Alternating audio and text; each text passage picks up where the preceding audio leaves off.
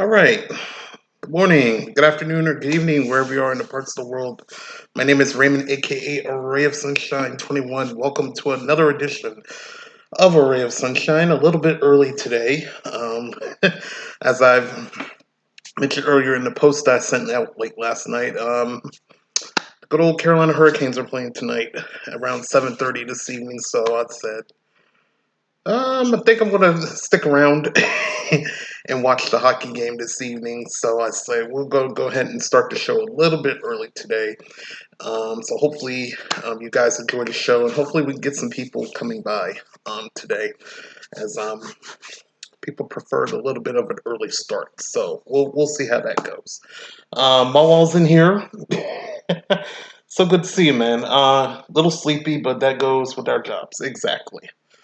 Good old, well, 12, 10 for you, but 12 for me. But you work at that place, you get very, very tired after a certain amount of hours and days. So I feel you, man. So good to see you in here, though. So good to see you in here. And for anybody else that is watching, welcome aboard to the show this evening. Well, tonight I got 7 positive stories for you in a special positive video segment that you don't want to miss. Um, I can give you a little description of what's going to be on the videos tonight. Um, so apparently, someone, a director, a main person, wants to put on a hockey team in Sweden. However, there's a certain type of people that are in Sweden that's kind of causing them a little bit of a divide. And the only way to connect them is by the love of game of, we're going to put quote unquote hockey. They do name it something else. This special hockey, they don't play with a puck, but they play with a ball. So um, kind of an interesting documentary that you want to see here. It's very, very interesting, and I thought it would be something good.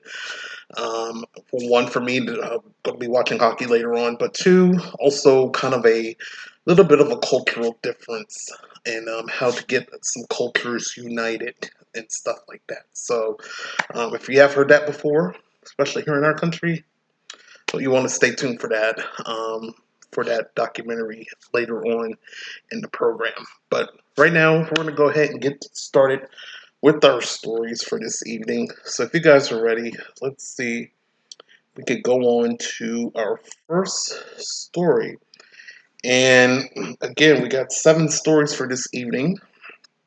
All are recent stories from the goodnewsnetwork.org. So thank them very much for providing the wonderful stories. And make sure to go check them out at the goodnewsnetwork.org.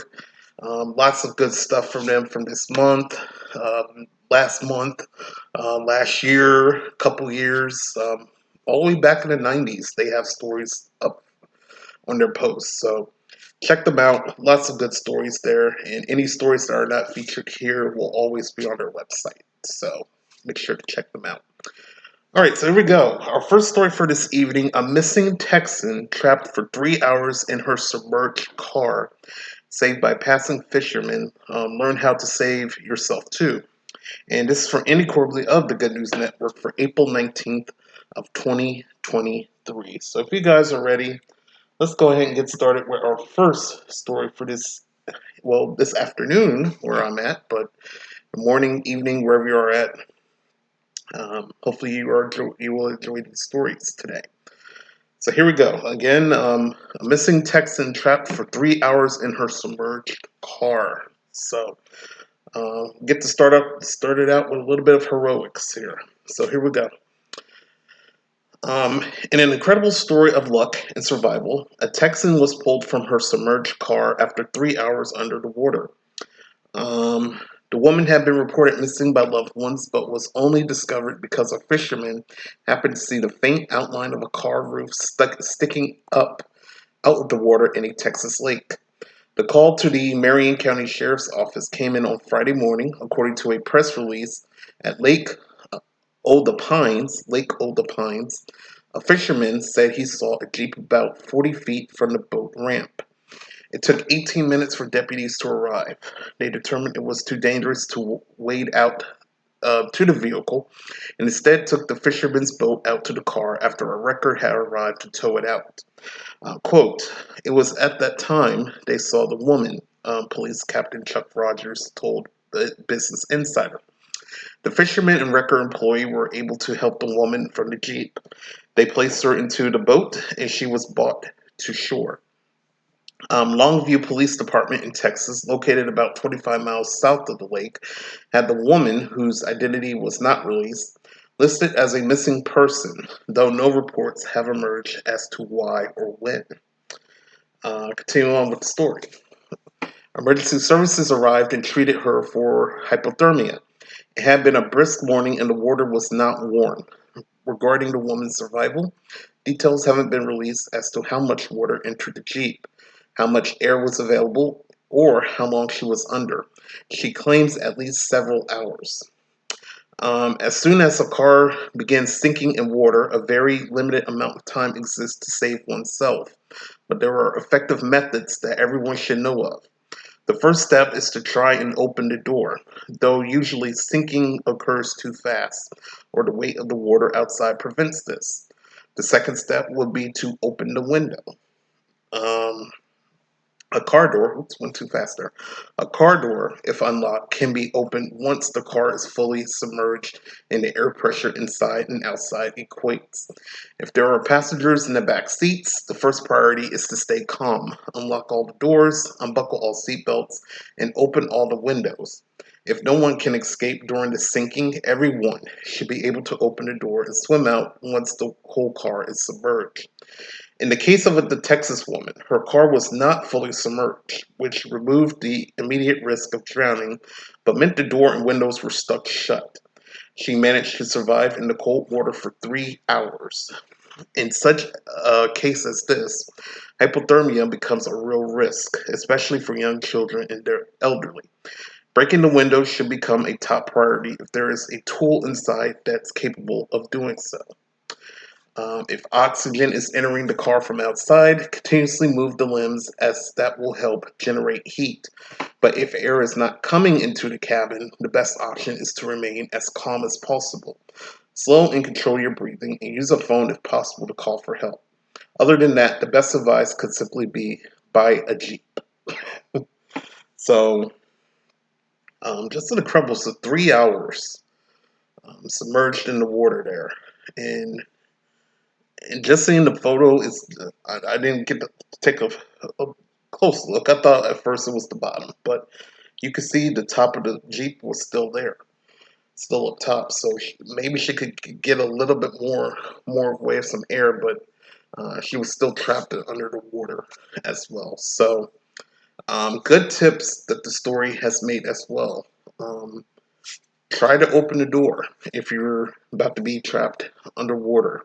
Um, Probably not the best step number one, but if you can, just try.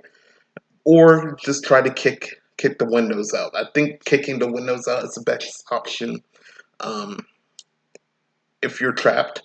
But they said if the car is fully synced, it can be even and you can unlock the doors as well. So um, I would say kicking the windows would be first, in my opinion. But um, either open the door or kick the windows out. I think that's pretty much explanatory. And also stay calm. Stay calm is always the main importance of this as well. Um, don't panic.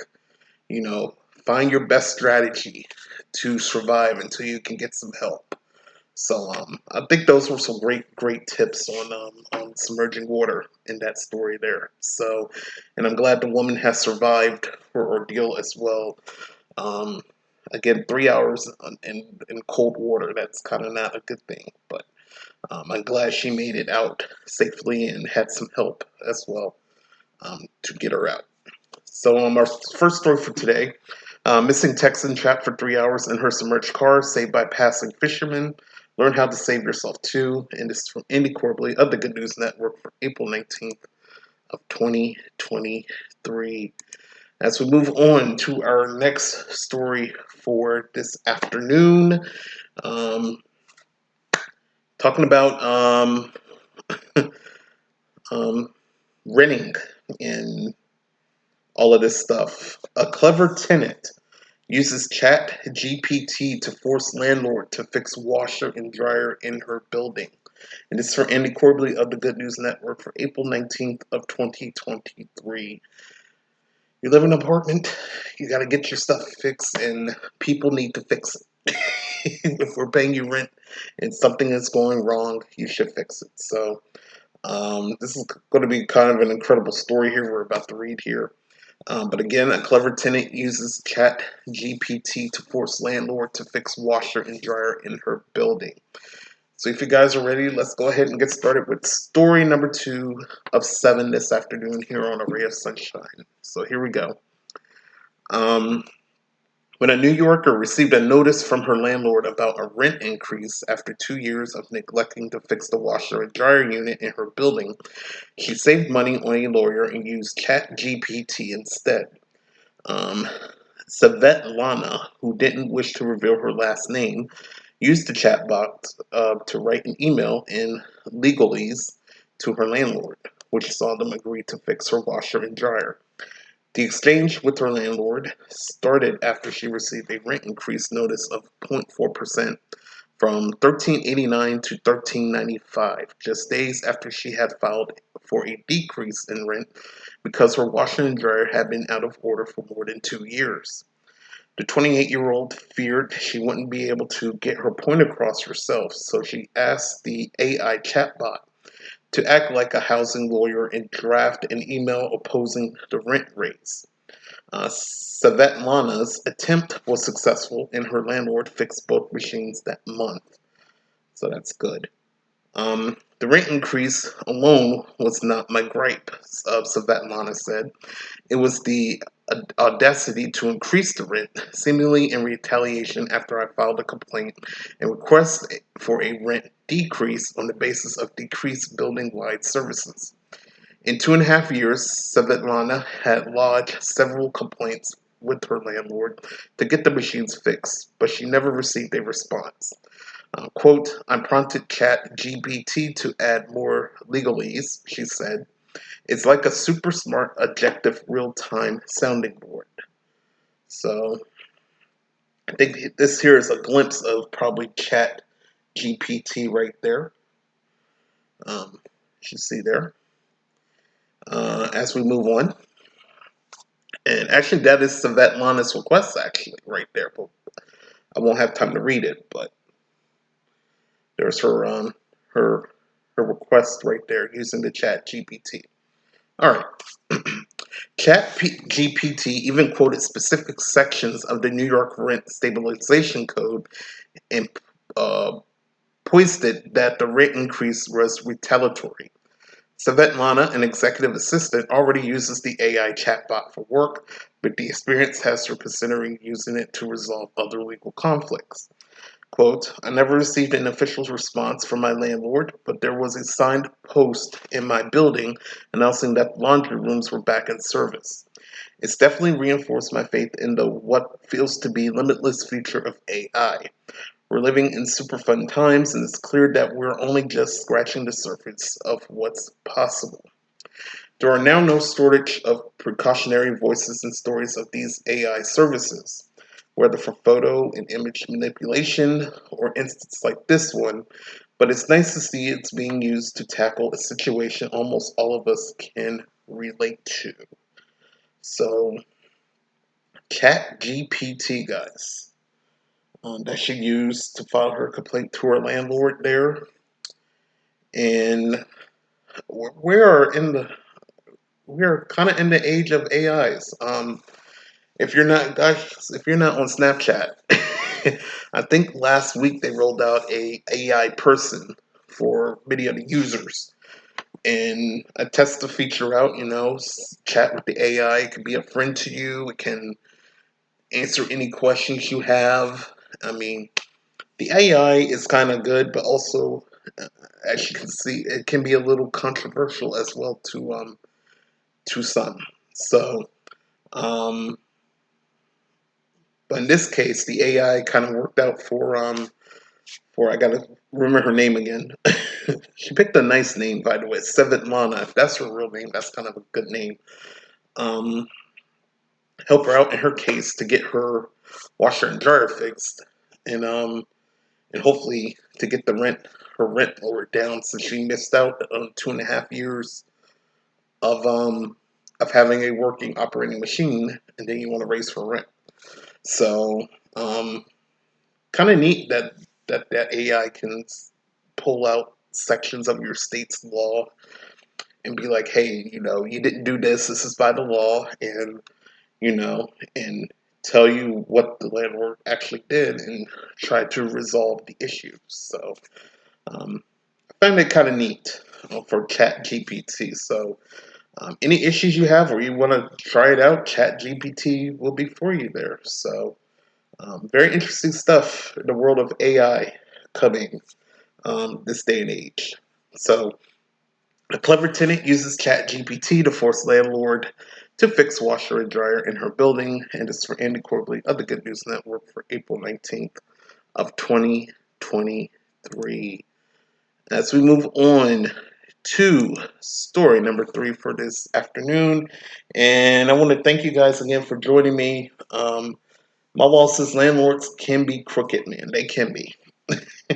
They can be. Lucky for me, well, we got a new one, but my past landlord, he was kind of nice. This one, she's all right. Still debating about her, but she's all right. So, but yeah, sometimes they can be crooked. Sometimes. So my wall is right. They can be sometimes. So always remember, um, something ain't done right, and it takes months to years. Fight for it, because they're just like, oh, okay, and scooting on by. So, all right. So we're gonna go ahead and move on to story number 3. And look at that incredible photo there. It reminds me of Star Trek Deep Space Nine with the little wormhole they go in there. So this is kind of neat. A photographer captures jaw-dropping mysterious spiral over the aurora with a simple explanation. And this is from Andy Corbley of the Good News Network for April 20th of 2023. Just an amazing picture. I mean, heck, for reading the story, just look at that picture there. That's kind of very interesting to look at.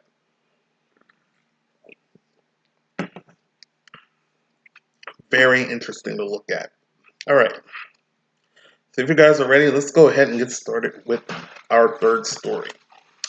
For Todd, excuse me, not Tom, for Todd Slatt, aka the Aurora Hunter, photographing the Northern Lights is nothing out of the ordinary. But last Saturday, he witnessed something emerging from the darkness of the night sky that shocked and inspired him. A spiral of pale blue light began to form in the distance, growing ever larger and coming ever closer to the man holding his camera in his breath. Eventually, it completely passed over his viewing spot in Delta Junction, Alaska, leaving the expert photographer mystified. Quote, it was a beautiful piece of art in the sky, Slatt told Anchorage News Daily. I would say this was maybe the most bizarre thing I ever seen in my life. Residents farther north, who are used to wild weather phenomenon, also saw the spiral and wondered what it was. Um, Continuing on, like many others that night, Slatt did some research and soon appeared on his Facebook with a stunning image of the spiral and a surprising explanation for its origin. Quote, after doing some online research, this phenomenon appears to be a rocket engine exhaust from a SpaceX Transporter 7 mission. Let me repeat that again. After doing some online research, this phenomenon appears to be rocket engine exhaust from a SpaceX Transporter 7 mission that launched on the Falcon 9 about 3 hours earlier in California, he wrote. Wow. So that comes from SpaceX. Interesting. Interesting. So this is his post, Aurora Hunter. And he put mysterious spiral. This was a first, an illuminating gyro in the sky. sails through the aurora and over Donnelly Dome near Delta Junction, Alaska, on April 15, 2023 at 1:54 a.m. Alaska time. What is it? After doing some research online, this phenomenon appears to be rocket engine exhaust from a SpaceX Transporter 7 mission that launched onto Falcon 9 about 3 hours earlier in California. Water vapor in the exhaust or jettison fuel caused it to spiral. And there's more, but if I click see more, then it will take me to the page, which will be opening up another page. But we get the idea from where it's from. Or actually, it might continue down here. So let me continue on then. Quote, water vapor in the exhaust or jettison fuel causing it to spiral. From the second stage, engine freezes and catches high altitude sunlight, effectively glowing and creating this spiral galaxy-looking display of light. The beauty of the aurora is augmented no end by the blue spiral atop it, and serves to make the sky look somewhat like a national flag. It's just an incredible photo to capture. Just incredible. And again, you will never thought you will see that in the night sky, but the northern lights, and then you got something in a spiral that came from a SpaceX transponder. Um, just incredible.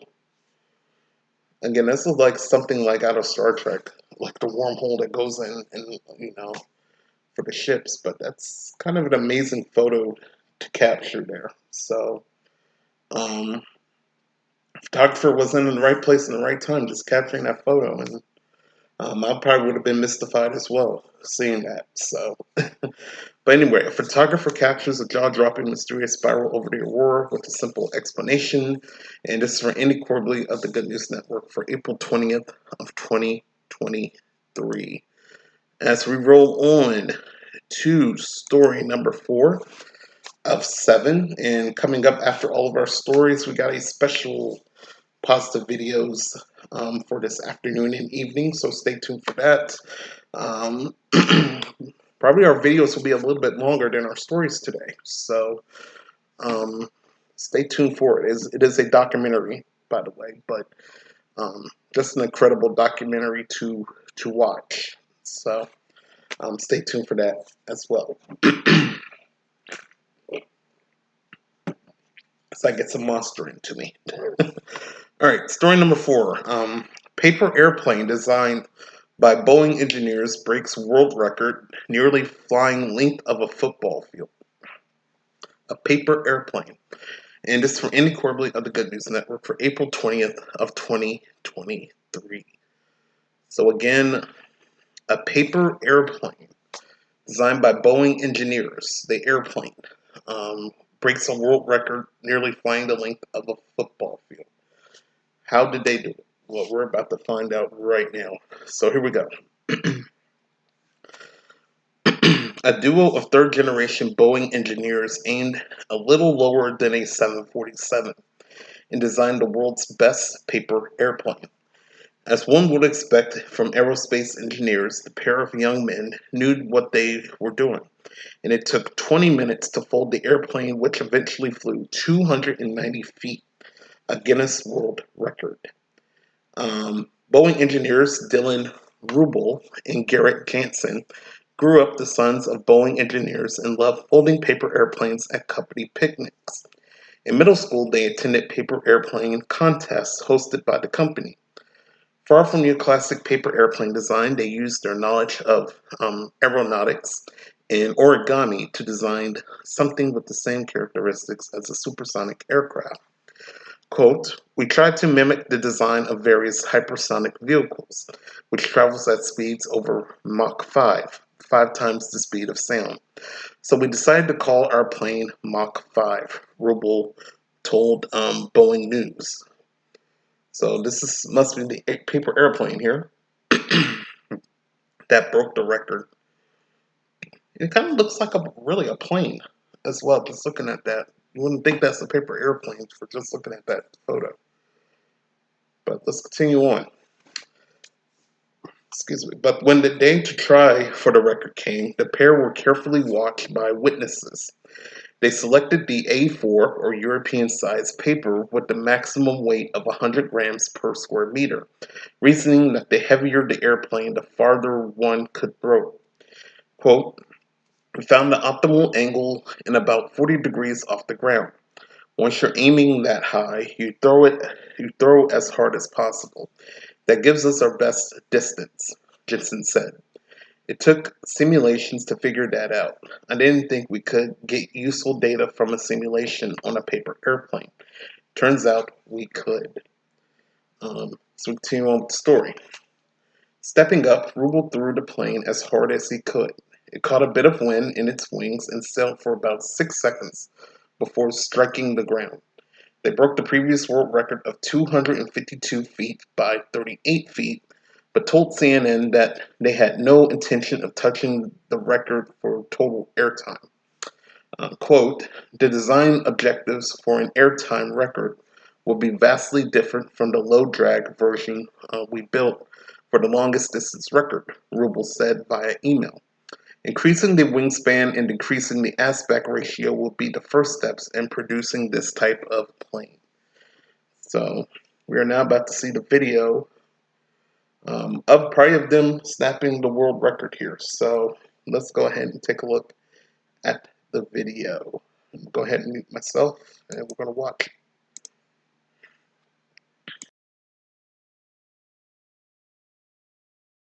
So you think you can make a good paper airplane? Well, step aside for this team of engineers. This group put their big brains together to determine what it would take to break the world record for a paper airplane. This was no quick paper fold either. It took 20 minutes to fold this bad boy. The paper plane then flew a whopping 290 feet. That's almost the length of a football field. So mission accomplished. The flight smashed the old paper plane record of 253 feet. Congratulations. That's awesome. That's awesome. What do you got there? Way Something? better than anything I could do. Well, you know what? You can give it a shot. I It's will. not going to win, but it looked good, though. Better than what I could do. That's going to do it for this.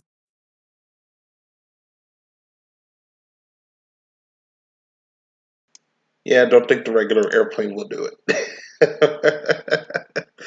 so, so I think they had I don't know if they had a camera in that airplane too, or they just kind of demonstrate how it was. But so probably you can make a paper airplane and it could fly all the way through like a football field. That's kind of an amazing feat for those three guys there that uh, built that paper airplane and broke a Guinness World Record.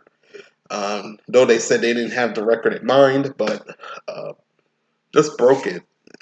So that's very incredible stuff. You would think when we were kids, we just start throw paper airplanes and go, it just falls down real quick. So innovative in the paper airplane world that um, now we can get creative with paper airplanes and try to fly them as far as we can. So very cool stuff there. So paper airplane designed by Boeing engineers breaks world record, nearly flying length of a football field. And this is from Eddie Corbley of the Good News Network for April 20th of 2023. Randy's in here. Hey, Randy. Good morning to you. How are you? Whoop, whoop. So good to see you in here. So good to see you in here. All right. Let's go on to our next story. Story number 5 of 7 here on A Ray of Sunshine, or Rainy says the ray of moonshine. Except I don't have no alcohol. I have an energy drink. So, all right. Story number 5 of 7. Here we go. Well, this is kind of an interesting. I'd say these are interesting stories, but um, kind of interesting, but kind of bizarre, but kind of ended out in a good way, I guess. So, she's happily married with 6 kids, all because of a text sent to the wrong number. And this is from Andy Corbley of the Good News Network for April 21st of 2023. How about that? Finding someone by sending a text to a wrong number. Ears perk up moonshine wearing. I'm now Mawa. I'm now the Ray of Moonshine by Randy. Kind of creepy. It is kind of creepy, ain't it, Randy? Happily married with 6 kids because of a wrong phone number, a wrong text phone number. So we're about to see. But yeah, Ma, I have no moonshine. I have a monster though. I know you kind of like moonshine. So yeah, let's go ahead and read this story and see how this all. We'll see. All right, let's get started. Um, when a woman texts an uplifting Bible verse to the wrong number, she couldn't have imagined what the small mishap would lead to.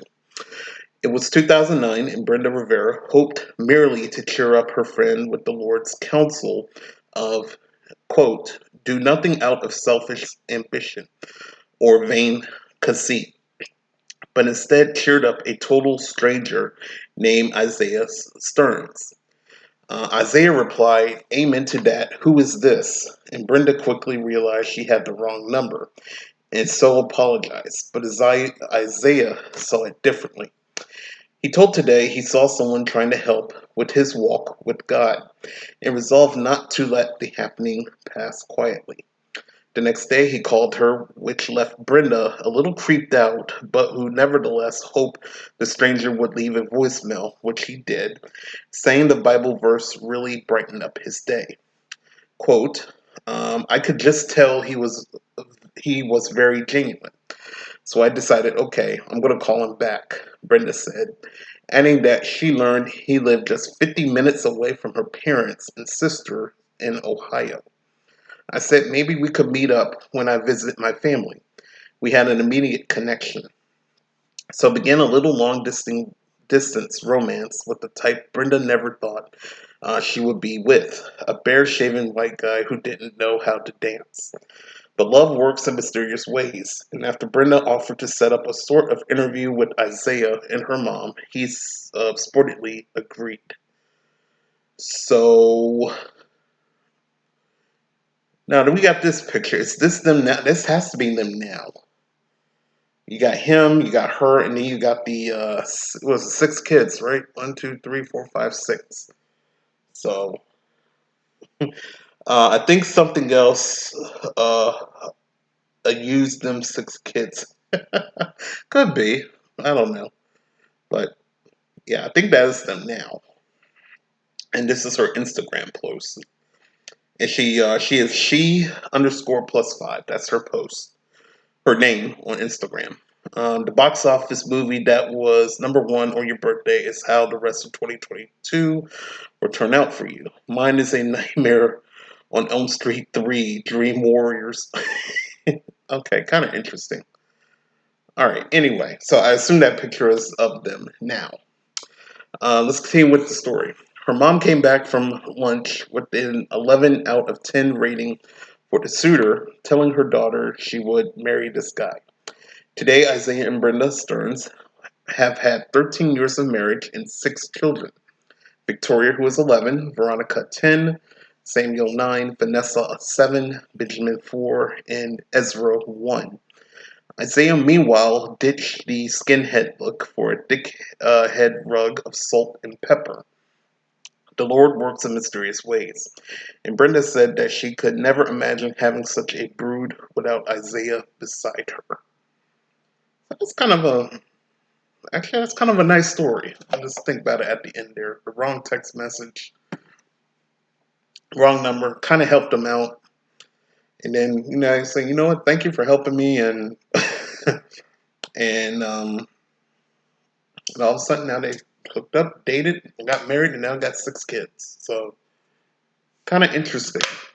Um, interesting stuff on that. So I could easily send someone a text, a wrong number, and hey, I can have a date. Like, hey, I'm sorry for the wrong number, but can I have a date? So I don't know.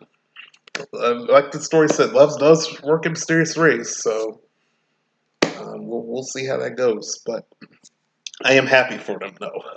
For that, at least it was something good, something that helped someone out. So she's happily married with 6 kids, all because of a text sent to the wrong number. And this is from Andy Corbley of the Good News Network for April 21st of 2023. As we move on to story number 6, Randy says, "Well, 6 kids. He had to vary beside her a lot. Yeah, lot of legal advice, lot of stuff. A lot was going on. So 6 kids, yeah, a lot was going on. A lot of not free time, but a lot of good time, I guess. I don't know. Anyway." All right, story number, what I say, 6. This one's kind of a short one, but kind of nice here. Baby says, "I love you" to dad by copying his lip movements. And it's from Andy Corbley for April 21st of 2023. So if you guys are ready, let's go ahead and get started for our next story here. It's kind of a cute baby there with the father there. All right, here we go.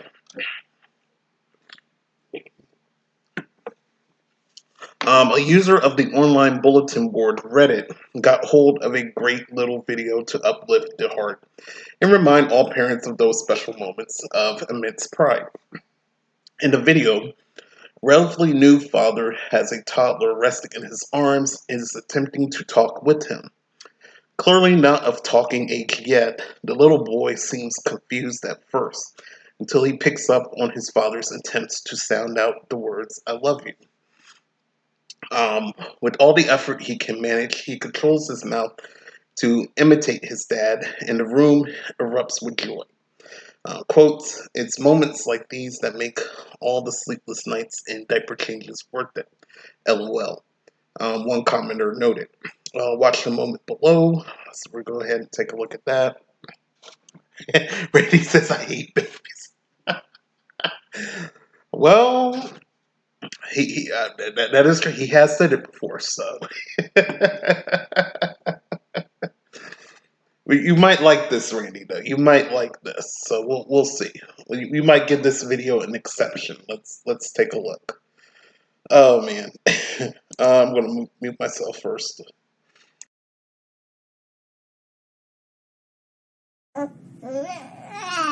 Okay, can you say "I love you"? I love you. It's not funny. I do. I love you. I love you. Yeah, go ahead. I see your lips moving. Try it. Say it. Yeah, good boy. Yeah, my baby. Oh, you did.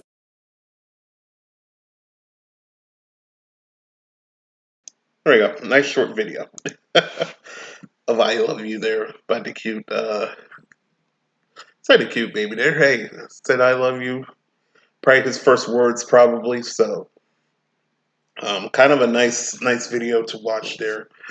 Um, that the baby kind of cuts on to the dad's like, "I love you." So there we go. So, baby says, "I love you" to dad by copying his lip movements, and this is from Andy Corbley of the Good News Network for April 21st of 2023. As we will go on to our final positive stories before we get to our long video this afternoon and evening and morning to some people. And our final positive story is a couple builds an Airbnb in just 10 days. The stunning airship is now a top requested property. And this is from the Good News Network for April 23rd of 2023. And the reason I brought this up, because I think we did, seems like now I'm doing stories of weird Airbnbs now. We had a treehouse Airbnb a few weeks ago. We had a house, some house floating on a river type Airbnb, also a few weeks ago. So now we get a special airship space type Airbnb now. So it's kind of miraculous how they do all these Airbnbs now. Just one, to get money, but I mean that's kind of a good thing. But two, just to see how they are and what they look like. So we're gonna go ahead and take a look at this one. So if you guys are ready, let's go ahead and get started with our last positive story before we get to videos. So here we go. The couple behind one of the UK's most booked Airbnb properties says the innovative construction only took 10 days to construct. Architect Roderick James and his interior designer wife Amanda Markham designed and built the Airship 002 in 2018. Um, the remote, cozy, compact, aluminum clad capsule structure looks like a futuristic airship and features breathtaking highland views from floor to ceiling. The $205 per night accommodation in Driminin, Scotland, was the most wish list Airbnb rental in the UK in 2020 and secures bookings over a year in advance. The project, built as part of the company Out of the Blue Ltd, cost £100,000 to build, or that's $124,000 American, but it has already made its money back since its creation 5 years ago. Quote, "We designed the Airship 002 just for fun at first, but then a perfect plot came up and we decided to build it," said the 75-year-old architect. So this looks like an office, I think. Yeah, that looks like the office there, but look at the nice view. Such a good view. You got the grasslands, you got some water right beside you. So that's kind of a nice office there. As we continue on. Quote, "At first we weren't intending to rent it. We just thought it would be an ideal location. But then it became incredibly popular. It was a brand new design and it had never been done before. We wanted to build something that could be built anywhere, and any part of the structure can be carried by two people. It has over 3,000 components, which were computer laser cut in the factory, which took 3 to 4 months. But then the actual structure went up in 10 days on site. In the future, all housing will become increasingly modular. The structure has everything you could need. It can even be off grid with a compost toilet, and rainwater can be collected from the roof and stored under the floor panels." So, this is another picture here. This is the kitchen. I thought this was the kitchen. It looks like very. So I get that's the counter, I guess, or the tabletop, I guess, to have your dinner. But then you got your little living room type section on the right there. So kind of an interesting setup of that. Interesting. Continuing on, quote, "The dragonfly window breaks up the view in such an extraordinary way. Everyone who stays here wishes they could stay for longer. It really is a special place." Following the success of the Airship, the couple have embarked on two other tiny house projects to rent on Airbnb. So this has to be a bedroom right on this picture here. So there we go. Yep, that's the bedroom. As we continue on, the Pilot House PH5, an aluminum structure with 360-degree views, was completed after just 6 months of building in September of 2020. The couple lives nearby in another house they designed themselves called Eagle Rock. Their latest and smallest project, the Captain's Cabin, was completed in January of 2021. This stay even comes with the gift of a novel titled The Captain's Cabin by Alexander McCall Smith.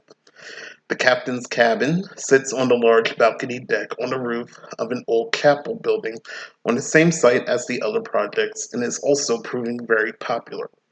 All profits from the book, published by Roderick and Amanda's company Out of the Blue, go directly to transformational charity Jamie's Farm, which hosts disadvantaged children for residential farm stays. All of their quirky builds featured stunning views and fresh spring water, but their unique shape is what Roderick attributes some of their success to. He said, "One of the key things we work on, even in our own house, is that they're all based on elliptical oval shapes." So this is this is another view, just the view. That's a nice view from the spaceship there. Continuing on, quote, "We have discovered that people feel very comfortable in these planned shapes. Sandy Togsvig described it as like a womb with a view. There are no sharp corners, and as a result, people feel very secure. The views add an enormous amount too. If you have a very small space but a big view, it works very well." And then they got the website to their page there if you want to stay at their B&B. And again, it's in Scotland, I think. Let me go back and look before we get to videos. The video. Yes, Drennan, Scotland. Hopefully I said the town right, but it is in Scotland. If you want to buy it and it's check it out, rent it out, it's $205 a night. So we're going to take a look at the video here of the Airbnb. So here we go.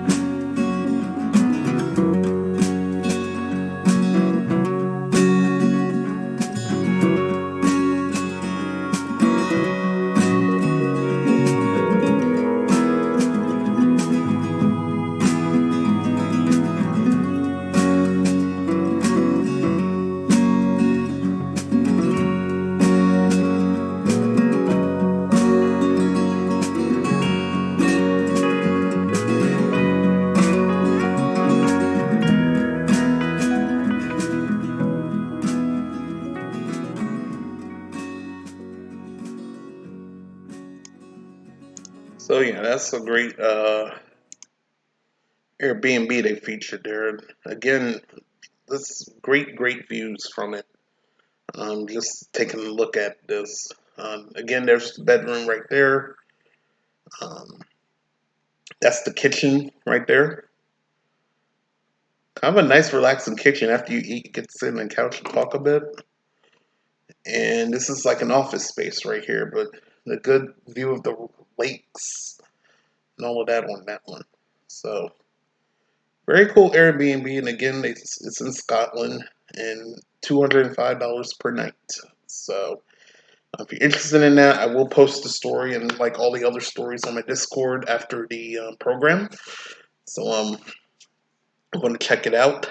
So, but a couple builds an Airbnb in just 10 days. The stunning airship is now a top requested property, and this is from the Good News Network for April 23rd of 2023. And that is all with positive stories. And now we're going to get to our one lengthy positive videos this evening, which is an incredible story. I have zoomed way past it as I was reviewing the video. Oh, nope, nope, nope. Come on. I guess y'all get to see a preview. of it there. Okay. Oh, no commercials on that one. Awesome. Um, so I'm going to break down the story here of what we're about to watch. Um, there's a group of Somalis who moved to Sweden. I guess during the time this video was, when did it come out? 2 months ago. So apparently there was war and stuff going on in Somalia, and some people decide from Somalia to move to Sweden to either get a better education, get a better way of life, just to change their lives. However, that has to, combined with a bit of a cultural difference from the Swedish people, who kind of don't want the Somalis there in their country or their particular town. Um, so, someone, um, an agent, a coach, decide to come to this town and create a hockey team, a Somali hockey team, um, for that town and compete for a championship in a special league. So um, this is an incredible story. We get to see the lives of what these Somalis want in life, why they moved to Sweden. Why are some of the Swedish are like, hey, we don't want these people here, and get to see them how they are. And again, I put quote unquote hockey because there's a different name for this hockey that they're going to play. Um, it's an incredible story. And then at the end, you're going to see how the Somalis and probably the Swedish people, how can they get along, So it's a lot of messages to this documentary here. Now, this is an hour and a half long, a good lengthy documentary, but it has a message. So if you guys are ready, we're gonna go ahead and play it. This is our only video for this evening, so hopefully you guys will enjoy it. So let me go ahead and let's start playing. Hopefully there will not be commercials either while I'm playing this. Hopefully not. But if it does randomly pop up, I do apologize. So let's go ahead and get started.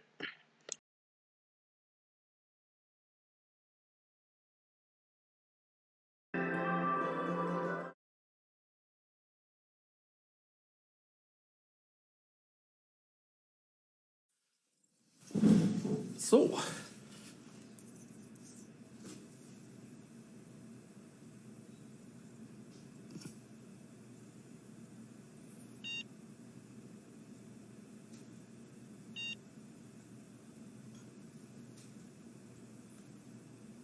Vad är det som händer nu? Jag håller på att stänga av systemet.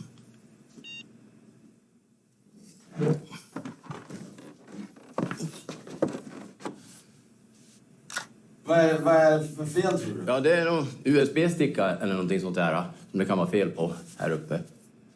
USB? Ja. Så.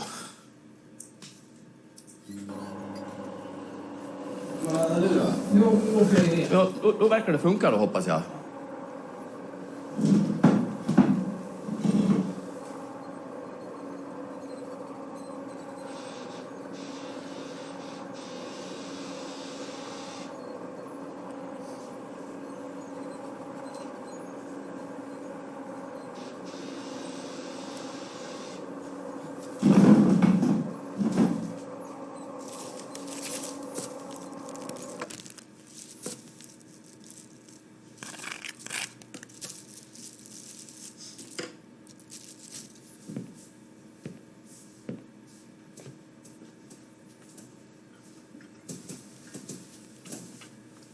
Oj.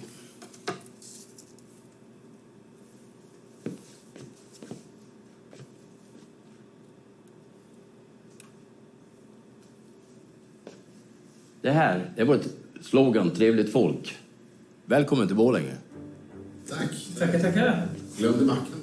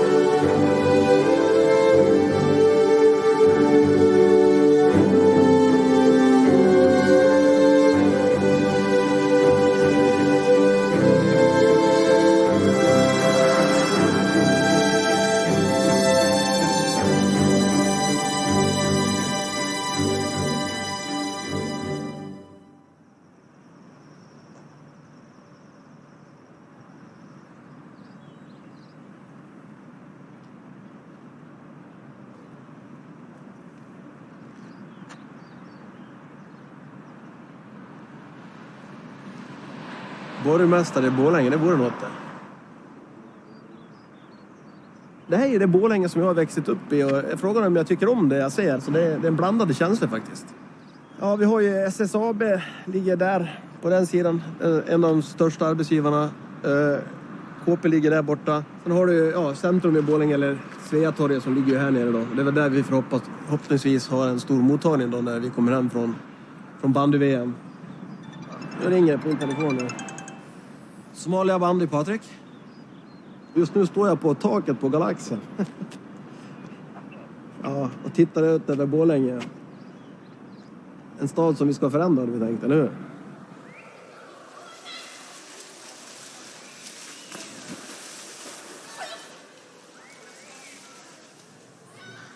Det är skönt att komma hit och släppa stressen bakom sig och sitta i relaxavdelningen och samla tankarna. Det är ett ganska stressigt jobb man har just nu och då behöver man det här med små oaserna man kan få vila och samla kraft. Idén till bandyprojektet startade på en afterwork på Flying Scotsman. Jag tog en pilsner med en polare och snackade lite om hur man skulle hitta nya mötesplatser. Hur ska svenskar, invandrare börja prata med varandra? Det är det som är det stora problemet. Då tänkte jag så här, då tar vi de somalier vi har i Borlänge och bildar ett somaliskt bandylandslag och så anmäler vi dem till bandy-VM i Sibirien. Då skapar vi en mötesplats där svenskar lär somalier åka skridskor och spela bandy. Politikerna i Stockholm kan säga precis vad de vill om integration och invandringar. Men om inte vi här ute på Vischan börjar prata med varandra, svenskar och invandrare, då kommer det gå åt helvete.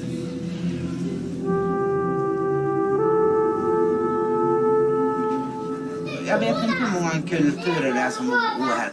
Men åka upp och känna ängar. Och där får det ju vara bra om du möter en vit. Det har blivit för mycket. Det har blivit för mycket av det svarta. Ursäkta det här.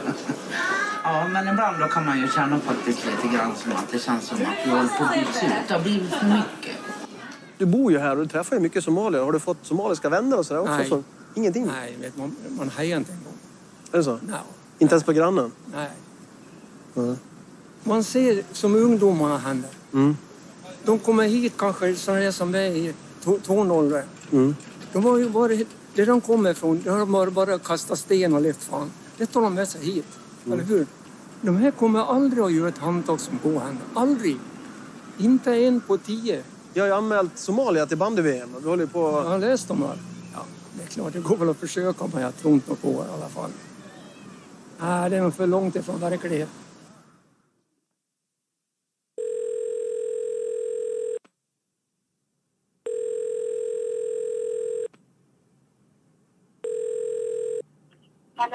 halo hooyo hooyo macaan sidee tahay waa fiican hooyo adiga sidee tahay alxamdulilaahi waan fiicanahay waa fiican hooyo waxaan bilaabi rabaa bandi wax la yiraahdo bandi maxaa la yiraahdaa hooyo bandi hooyo waxaa la yiraahdaa wax barafka oo lagu ordo oo adigoo banooni wadatid aye sababta loo samaynayaa maxay tahay waayo waxay tahay isboorti aan bilownay waayay ruushka ayaa aadaynaa Siberia waxaan u soo tartamaynaa Soomaaliya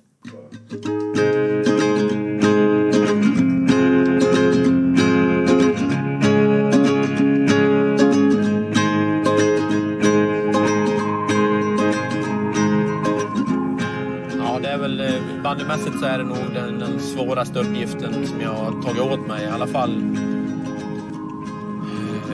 Att göra de här killarna till VM-spelare i månadsskiftet januari-februari 2014. Men desto större utmaning, desto häftigare blir det. Per Fosshaug utdelar ett våldsamt slag. Här var elitbandyns mest utvisade spelare. På skåporna, på smällarna, skåporna går sönder. Fosshaug stängs av från all verksamhet året ut. Bestraffningen är den hårdaste. Jag vet att jag har gjort en del dåliga saker i mitt bandyliv. Men jag är den jag är och jag gör absolut inte det här för att förbättra mitt skamfilade bandyrykte. Jag gör ju det här för att jag kommer från stan och jag tror att det här kommer vara bra för Borlänge.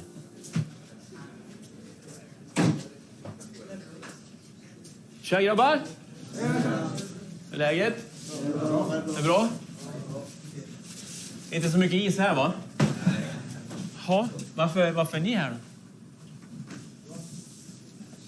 Vi ska spela bandy. Vi ska spela bandy, ja. Ska vi fan göra. Hur många är det som har kommit då? Ja, 17 som ska vara med och sen 3 förhinder för de som har anmält sin intresse. Sen kanske finns någon extra som är nyfiken och vill vara med. För 17 stycken grabbar. 17 stycken är ju där man får anmäla till ett VM i Irkutsk. Det är 17 spelare man får åka med. Så att just nu så är det här truppen. Det är en stark trupp i så fall. Är det en stark trupp, ja? Ja. Ser ni vad det här är? Det här är alltså pekbok för blivande bandyspelare, står det här. Och här är en kille som heter Daniel Liv som är en av våra bästa spelare vi har. Vad är det här för någonting då? Det här är skridskor. Handskar. Bandyspelare. Tycker ni att jag är löjlig nu? Lite. Bandyboll. Känner ni igen den? Klubba.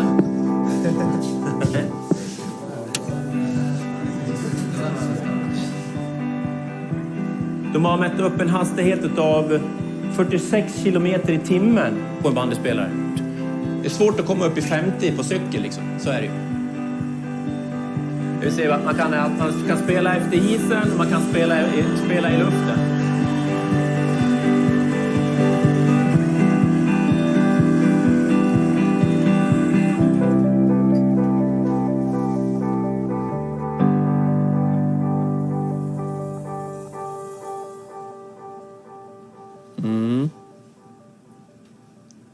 För att bli så här bra som de här grabbarna vi såg på filmen är, hur många timmar tror vi behöver träna då?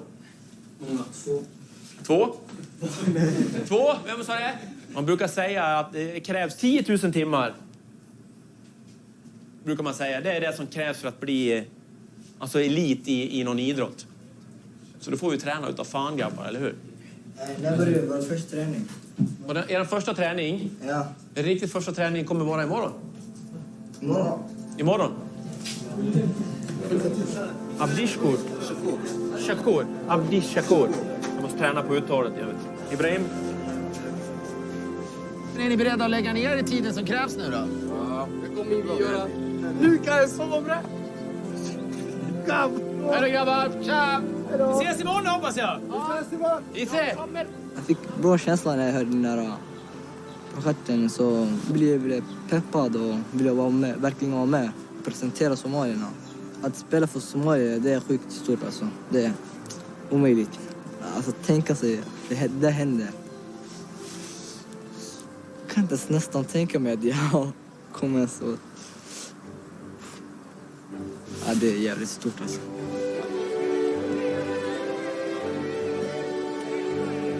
Det här tror jag kommer bli någonting av det viktigaste som jag har gjort.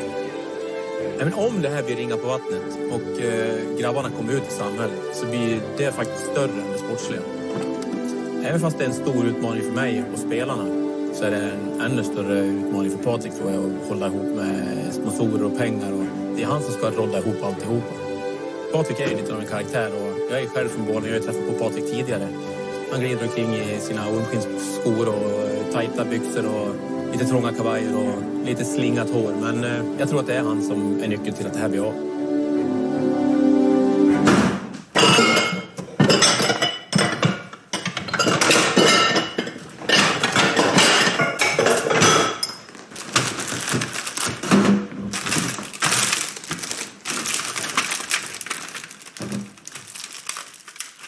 Det här är nästan en modellbild ju. Jättefint. Och så Patrik, alltid med solglasögon. Han har alltid solglasögon. Jag tycker det är bra. Han har. Ser väldigt Det är ung det som ut. gör att folk tycker att han är väldigt stöddig. Men vänta nu, det måste vi fokusera. Bara för att han har solglasögon så ofta? Ja, folk tycker han går med liksom kostym och solglasögon här i lilla Borlänge. Då tycker folk att han är stöddig. Har de sagt det till dig eller? Ja, många. När jag träffade honom första gången så då berättade jag om honom. Då visste jag precis alla vem han är. Och då säger alla att det är han som går med solglasögon? Jag är den där stöddiga blondkillen. Stöddiga vad? Blond. Har du Patrik engagerat dig tror du i Somalie-grejen? För att du har en flickvän som har kommit hit från ett annat land? Inte bara därför, men man får en helt annan insikt hur man har det när man kommer hit till Sverige från andra länder. Naturligtvis så engagerar man och tänker mer på det. Har ni märkt någonting sånt här i Borlänge? Du var inte med, va? Jag skulle gå och bada med mina barn. Då kom en kille, då, svensk kille, kastade rakt in i mina pojkarna liksom svann så här. Och så jävla negungar. Nej. Jag blev så förstörd, jag blev så arg. Jag har aldrig kallat någon rasist. Då gjorde jag det. Jag var så besviken. Men vadå, var han vuxen människa? En vuxen människa, precis. En vuxen människa som hade 2 barn också. Men det kanske är det mer, tror ni, främlingsfientligt och mer den här typen av rädsla i Borlänge nu än förr?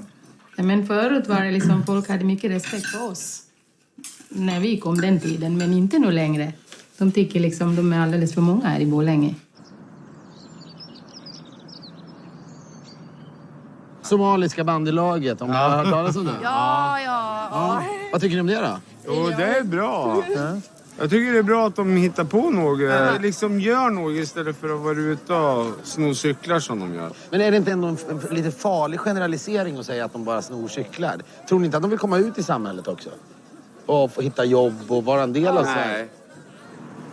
Är det inte härligt med multikulturen då? En viss gräns. Men hur drabbar det dig personligen då? Ja, det drabbar mig personligen väldigt mycket. Med vad? Skolan blir sämre. För barnen. Men är det somalierna som är problemet? Det är det. Vad är det värsta med dem då? Allting. De anpassar sig inte efter oss eller någonting. De är inte intresserade av att integrera sig i samhället. Men det är 3000 pers. Är alla likadana då? Ja, många är det.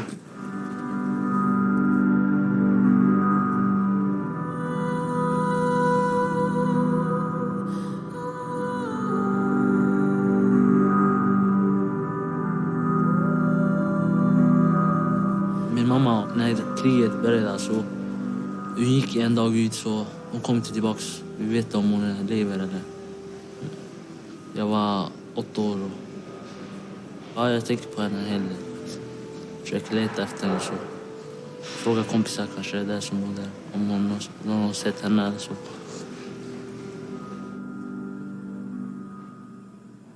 subaxan oo xaafadda joognaa dagaal dhacay markii dagaal dhacaan askarta ciidanka Itoobiyaanka xaafadda noo soo galeen aabahay iyo wiil aniga weyn dileen anigana waa intana kana waa baxsan oo carar murugo aad u weyn dareemay marka arkay aabahay iyo la dilay xabada ku dhacay meeda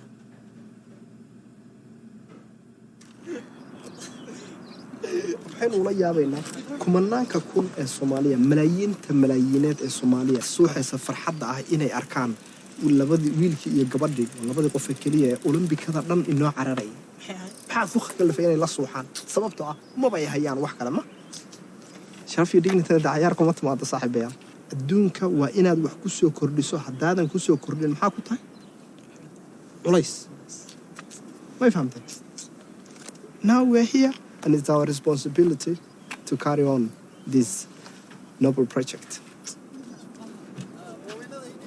Får vi testa på storlekar och grejer. Hela bilen är full av grejer. Det här är 35 till 40. Små. Det går till 40. Små storlek. Små fötter.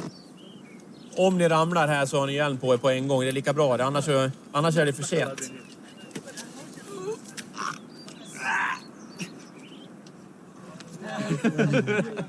Jag går ta fram det lite. Gå och testa. Håll i mig du. Håll i mig här. Så. Då drar vi hit då.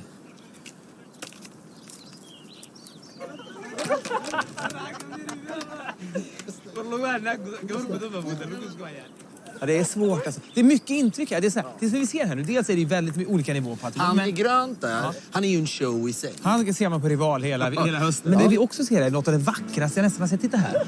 Okay. Samma sorts medelålders män som skulle kunna vara Sverigedemokrater. De skulle kunna vara det, men de är precis tvärtom. De är inlinesmän. Och där kommer Pelle Forsberg som en dåre bara. Stylande.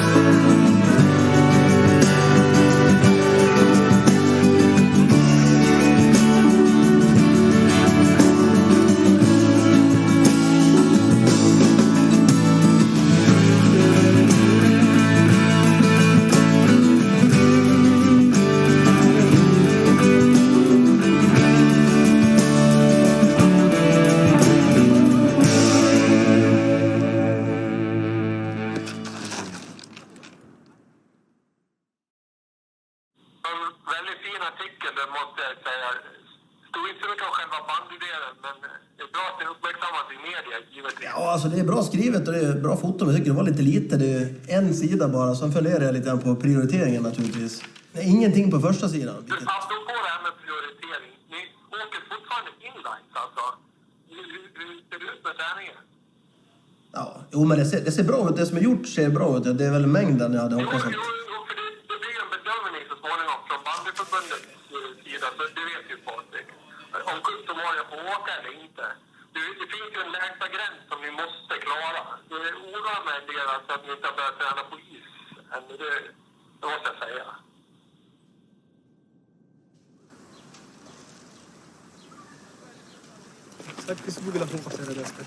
Hur bor ni alla med era föräldrar eller? Jag bor med min styvmor. Du bor i din styvmor. Vill mamma flytta hit eller? Ja, hon ville men jag fick inte något uppehållstillstånd till henne. Jaha. Ja. Jag fick ju 4 gånger avslag. Så. Är du ledsen för att hon inte är här då? Jo. Hon har ju inga andra barn så. Hon har inga andra barn? Det är bara jag. Och hon får inte komma hit? Ja. Vad är er relation till varandra? Är ni... Ja, vi är kompisar. Jag brukar komma hit, han brukar komma hem till mig. Vi är så nära alltså. Och hur länge har du varit i Sverige längre? Ja. Hur länge har du varit i Sverige? 4 år. Alltså, jag kom hit för att det är krig och sådana saker. Jag var ung alltså. De som var i din ålder som tog upp vapen, varför gör man det då? Är det får man... Ja, för att det är gruppen själv som tvingar dem. Man tar ett vapen eller man ska döda det för att du är ute. Alltså, Ja, de antingen tar vapnet eller så dödar vi det. Ja, precis. Men din mamma bor kvar i... Hon är alltså... Hon bor själv. Hur känner du kring det då, att hon inte är här? Eller? Ja, ledsen. Ibland tänker man, ska jag gå tillbaka eller inte? Alltså. Liksom. Och då du tänker att du skulle åka tillbaka till mamma? Ja, precis. Jag har tänkt för mycket. Jag ringde för henne för 2 månader sedan att jag ville komma tillbaka till henne. Du kände så då? Ja. Men jag tänker också stanna i Sverige också. För att jag fick ju här i utbildningen. Det är här som hjälpt mig alltså. Vad är det bästa med Sverige tycker du då? Att man kan ha en framtid alltså. Det är det bästa. Det finns ju folk som inte gillar oss. Jag vet om det. Men vi tänker inte på det. Vi älskar ju att bo länge.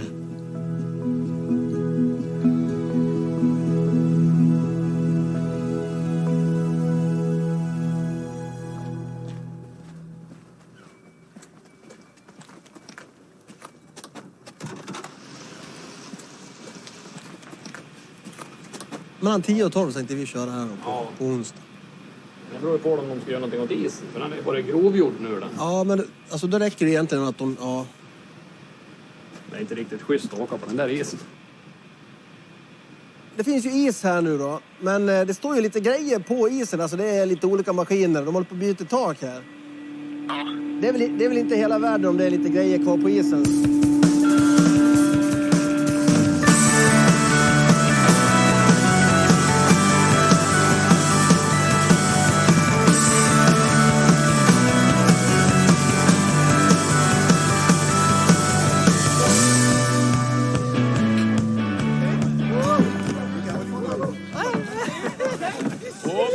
Först och främst så bör vi vara försiktiga när vi är ute på isen. Några av er har inte kommit ut än, men när ni kommer ut på isen så var försiktiga så ni inte åker på maskinerna där ute, för då kan ni göra illa er. Utan försöker hålla oss ifrån maskinerna där ute. Vi kan ta oss ut lite, så ser det ut. Härligt.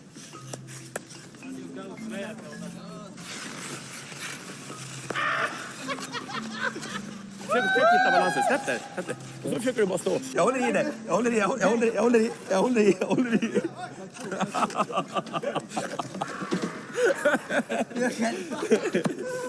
Det är ju lite grann som fågelungar som är ute första gången. Lite grann så. De är ute och testar vingarna nu. Alltså, tillbaks till bot och håller i sig lite grann. Najib. Kom, kör lite. Se.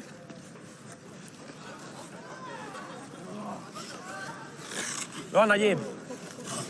Det här med VM nästa år i Ryssland, är det ett realistiskt mål, säger du? Alltså målsättningen är ju att vi siktar, och siktar man på någonting så är det större chans att man träffar någonting och man verkligen siktar in sig på någonting, och det har vi gjort, och vi har spänt bågen rejält har vi gjort för att ta oss dit, och det finns möjlighet att ta oss dit, och det är det vi jobbar efter, och gör vi det riktigt bra då kommer vi spela VM i Irkutsk. Okej grabbar, då har vi kört våra 2 första gemensamma pass. Ni behöver ju fortsätta att träna nu under juli. Jag vill ju att ni ska försöka åka skridskor här åtminstone ett par gånger i veckan. För den här tiden som är nu i juli och en bit av augusti också är ju livsviktig för att vi ska kunna ha en bra stomme att stå på när vi ska jobba mot Irkutsk.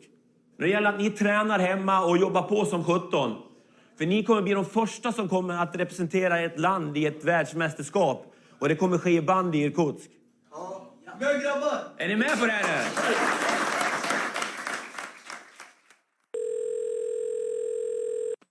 goormaad iskuulka bilaabaysaa isbuuca soo socda ma banooni baad ku bilaabaysaan barafka inaad ku dheesheen hooyo waxaa la yidhaahdaa vandi waxaan hal mara dhiilnay waxayna dhaheen samarkii dhan waxayna dhaheen waa tareeninaysiin laakiin saas may noqon sababtana ma ogi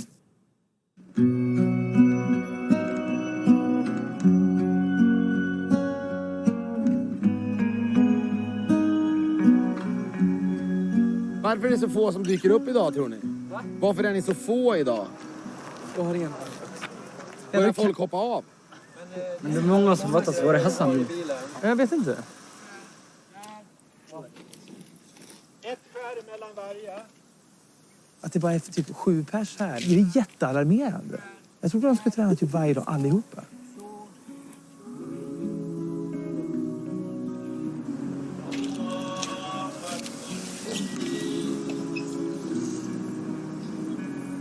Det finns ju någon sorts symbolik i faktumet att det är så många muslimer utanför. Det är fullt där inne också. Det räcker inte till. Gillar att de kommer för sent. Det är någonting... Sista sekund.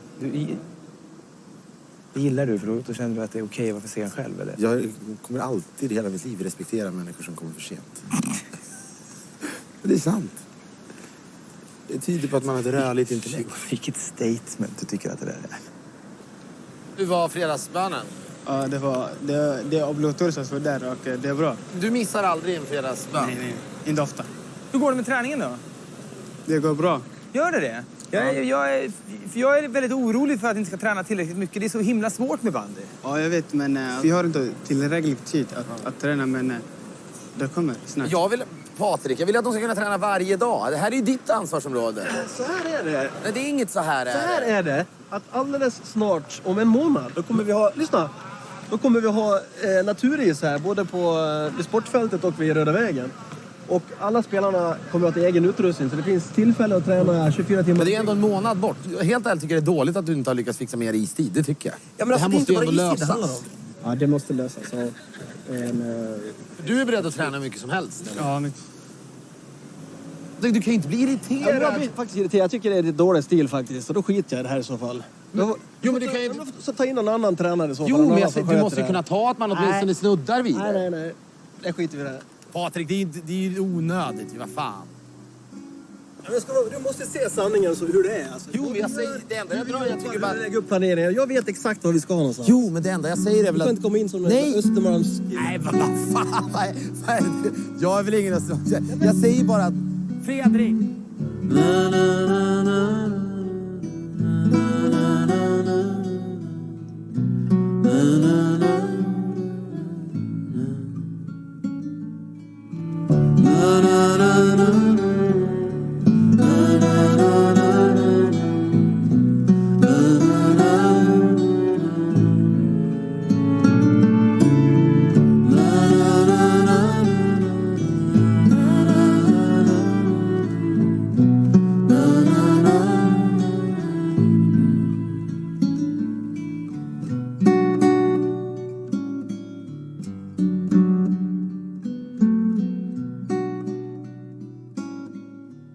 Filip tyckte att det gick lite för långsamt fram när det gäller träningsmomentet. Han tyckte att jag lade för mycket fokus på sponsorer och media och den biten. Och det kan finnas en hel del sanning i det, men för min del så handlar det om att det är lika viktigt att vi får fram is som att vi får bra media, för att allting går hand i hand. Får vi bra media så får vi bra sponsorer, får bra ekonomi i projektet, vilket gör att vi kan köpa oss mer istid, bättre utrustning, bättre träningsmöjligheter, så allting går hand i hand. Jag menar, det finns ju en frustration från alla sidor att det är väldigt kort om tid och att alla vill väldigt mycket och vi måste lösa alla olika problem. Så att jag har full förståelse för det och jag blir också irriterad på saker som jag inte tycker funkar.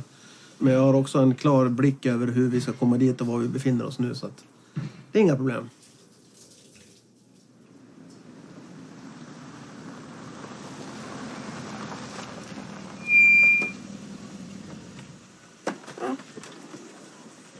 Det här är Sia. Hej. Och vet ni vad hon ska göra? Hon ska hjälpa er att åka skridskor. Men vad är det som du kan lära dem som inte Per kan då? Eller skridskoåkning? Det är den här grundläggande tekniken. Alltså jag som konståkare är ju bra på vändningar till exempel. Är jag himla bra på. Det de säger till mig det är så att det är inget svårt att komma ut, det är inget svårt att åka framåt, men att stanna och vända det är jättesvårt. Ja, jag vet, jag fick frågan direkt här, men det ska vi också ta idag. Det finns ju många sätt att bromsa på. Ja. Okej, samlas här. Vi ställer oss här vid sargen. Nu tänkte jag att vi ska börja och lära oss att ramla. Vad tror ni om det? När man känner att man håller på att tappa balansen, det bästa då är att ramla på sidan. Jag ska visa. Så ni ramlar åt sidan. Ja. Jo, kom igen nu. Försök att sträcka lite mer i ryggen. Du kommer att få bättre balans. Hon gör ju saker och ting som jag aldrig skulle göra. Den där grejen jag har inte hållit på med ungdomar på det här sättet när de är så små. För de här är på samma årsbasis som 5-6-åringar egentligen när de börjar. Men det här går ju jättefort framåt. Sia kommer vara guld värd. När jag hörde bandylaget så tyckte jag faktiskt att det blir oerhört bra att vi integrerar samhället på ett bra sätt. Och det känns oerhört stolt för mig faktiskt. Att man spelar landslaget och blir lagkapten, man känner sig att det är stor ära för mig faktiskt.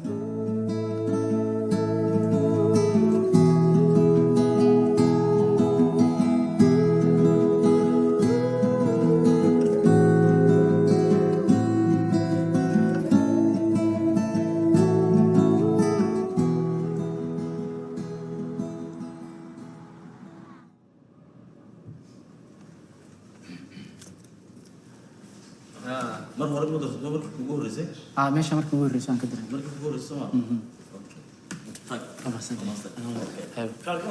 Han var svårt att förstå alltså. Ja, det är. Vad gjorde du nu? Vad var det du gjorde här? Skickade pengar till min mamma. Och det är något du gör ofta eller? Ja, alltid. Hur ofta? Varje månad. Hur mycket skickar du då? $150. Det är typ 1210 kronor.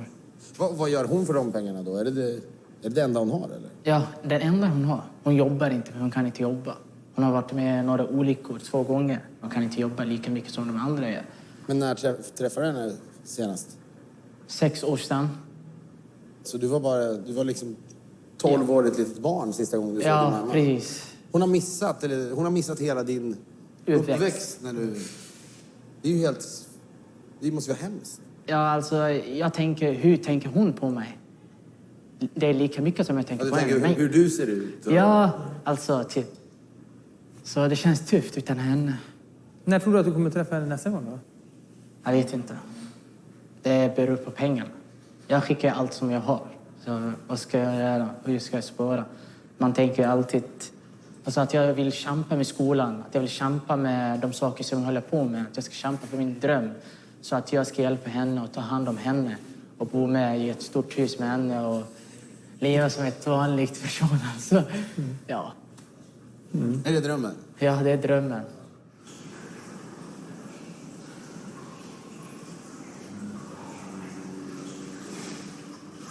Det är jäkla medvind i projektet just nu. CNN har hört av sig. BBC har hört av sig. Al Jazeera har hört av sig. Wall Street Journal har hört av sig. Channel 4. Holländsk Media, holländsk tidning har varit hit. Aftonbladet, Expressen, SVT, TV4. Spansk radio har hört av sig. Så webben. Det enda problemet möjligtvis nu är att vi inte har några skridskor åt grabbarna och fattas en del annan utrustning också. Men jag hoppas att vi ska kunna lösa då. Jag ska träffa en spännande sponsor, en företagare här från Borlänge som dessutom är invandrare själv. Så jag hoppas att han ska brinna för det här projektet och vilja gå in och stötta oss med lite pengar. Hej. Det där? Jag tittar här då. Okej. Alltså, vi har 3000 somalier. Du kan tänka dig, alla av dem dricker inte öl. Men en hel del av dem dricker öl. De kan komma in och dricka annat. Om de är nykterister och inte dricker alkohol så kan de dricka juice. Nej, de somalier är de muslimer. Det tycker inte alkohol. Nej. Jag tänkte säga, jag skulle vilja ha med ditt företagsnamn, Engelska puben då. Och så skulle jag vilja ha det på tröjorna, på landslagströjorna på Somalias bandylandslag. Hur mycket vill du ha då? Ja, om du skulle ligga på fram 100 000. Vi har ju olika paket också så vi kan erbjuda. Du kan få olika saker i ett paket, ett sponsorpaket. Ja, men jag skiter i vilket paket. Det är bara bullshit, vet du. Jag har inga pengar. Jag är fucking invandrare, för fan. Om jag satsar här, vad har tillbaka då? Jag kan inte garantera. Om du kan garantera, säg för att jag är huvudsponsor. Vad säger du nu då? Om jag satsar måste vinna på en gång. Om du garanterar det är bullshit starkare på min affär, vet du. Ja, bara uttala på presentera. Alla papper är sponsor, 100 000 på 100 000 då. Patrik, din namn här. Vill du 100 000 på mig då? Vill du då? Du kan höja på solens namn. Kostar 100 000. Vi tar på en gång då. Om du betalar 100 000, jag betalar 100 000 på dig. Så du ska bli kvitt dem eller? Det är så du tänker? Nej, inte kvitt. Men du sålde 100 000. Du får gå vanlig fans då. 100 000. Jag får fucking telefon. Du kan skriva in i avtal. Kanada. Skicka telefon, vi ska på lappen. Du vet det, att få gå vanlig fans då. 100 000, det är mycket pengar. Men då finns ju en möjlighet alltså att du går bort från att du ligger på bröstet. Och då säljer vi den till någon annan och så får du ligga på någon av armarna här. Ja, men du kan hitta förslag. Vi kan diskutera det. Det går? Skål. Ja, kolla. Skål. Nej, det går upp det. Eller hur?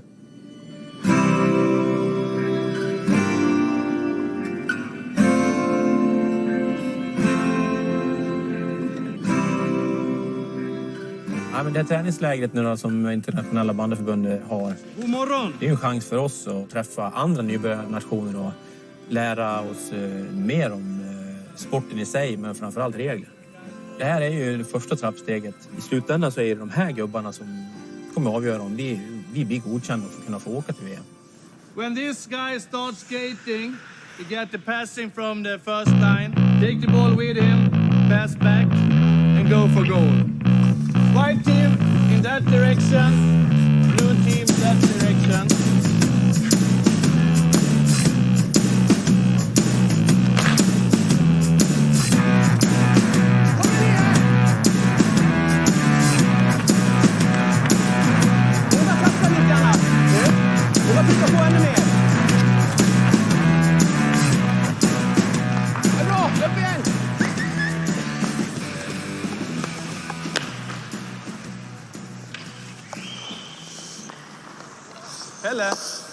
Pelle! Nu är nästa. Du får somalierna här. Ja. Ställa upp dem i cirkel. Och sen kör vi från passa till varandra. Ja, jättebra. Bra. Ja, den här bandycampen, det var ju ett tydligt svar på att vi ligger långt efter. Och det vi behöver göra nu är liksom, vi måste öka tempo. Vi behöver träna betydligt mycket mer. Ja, men det är så. Vi har varit alltså, 35-40 minuter varje träning. Alltså, det är 200 minuter vi har tränat. Man säger att det krävs 10 000 timmar för att bli en superatlet inom vilken idrott som helst. Jag har pratat med Göran Åström och bandyförbundet och han är faktiskt tveksam att vi ska få åka på bandy-VM överhuvudtaget. De tycker att det går för långsamt och jag förstår dem. Vi har ju spelare som inte ens har fått skridskor i rätt storlek. Hur fan ska vi kunna bli godkända på den matchen på Lucia-dagen? Det är bara 2 månader bort. Du, har du bil idag? bil? Du har inte det? Nej, hur så? Okej, därför det kommer några holländska journalister också 3:00 som ville träffa några spelare innan. Jag på med någon mer media. Det viktiga nu är att vi får träna och att vi kommer till VM. Jag ska... Lös det här nu för fan, Patrik. Ja, vi hörs sen då. Hej.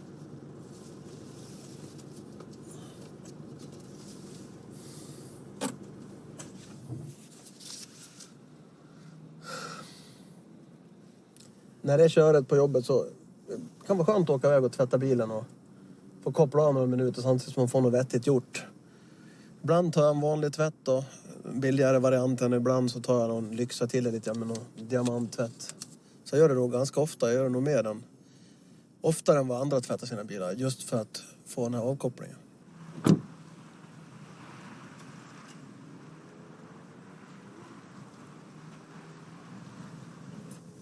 Han kör ju den här diamanttvätten. Han kör lite dyrare varianten. Jag ska köra en lite billigare varianten idag.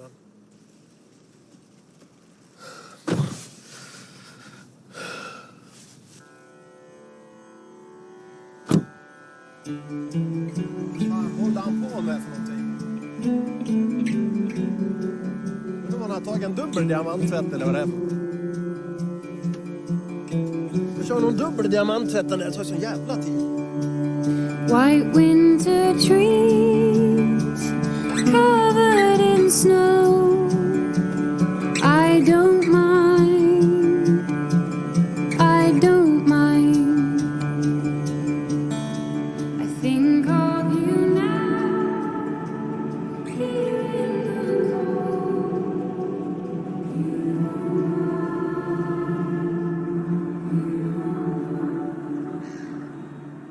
Nej, de är så små, vet du. Aha. Men du vet det, men det vatten är så djupt. Okay. Det är för att de har lag. Om det vatten under 70 eller en meter lag, de är tjocka, vet du. Aha, intressant. Titta. Välkomna hit allihopa. Billy Tang här, han är alltså företagare från Borlänge. Invandrare själv, från Hongkong. Och han kan tänka sig att satsa lite pengar och lite energi i Somalia Bandy. VM-projektet. Jag är både stolt och även glad att du visar intresse för att vara med i det här projektet. Och eftersom jag har ju någon sorts anknytning till projektet så vill jag gärna höra dina förväntningar. Ja, men det är så enkelt, vet du. Det är bara alla pojkar ska kämpa bäst. Visa det invandrare. Vi är inte skräm. Vi är också människor. Så det räcker på mig, vet du. Det är som jag önskar. Sen andra jag behöver så mycket. Om det är projekt jag vill ha, så sätta pengar eller...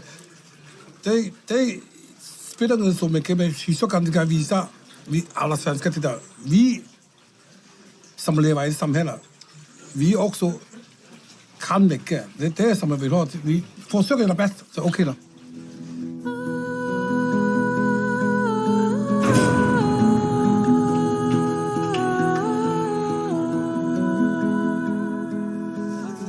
Okej, vi ska till Irkutsk, Ryssland. Så här är det, pojkar.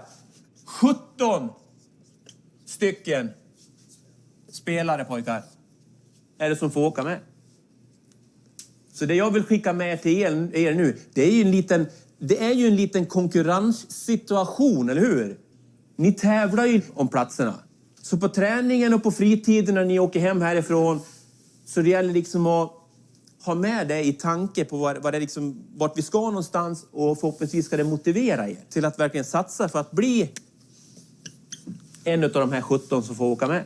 De 17 som ska åka med till VM, de måste ju vara tillräckligt bra. Så kraven måste ju ökas. Just nu så är det liksom ingen som håller någon VM-klass i det här laget. Det är faktiskt jättesvårt för mig eftersom jag är 95 kilo. Och det är också jag har aldrig åkt till skridskor för innan. Så det är jättesvårt faktiskt. Eftersom på nätterna det är jättesvårt att jag är så för. Jag känner jag att liksom har ramlat 1000 gånger. Och hela kroppen faktiskt, det är smartare faktiskt. Så det är jättesvårt. Vad snabb på den där. 4 igen, han är riktigt bra. Men vet, de här har ju tränat 7000 timmar liksom. Har de tränat? Ja, det har de. Vi kommer träna dag och natt. 24 timmar om dagen.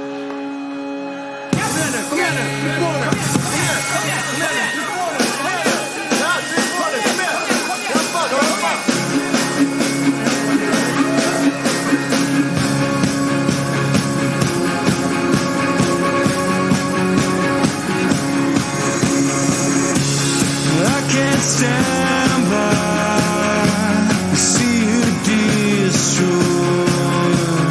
I did never if I give in easy. So why is it so hard to get by?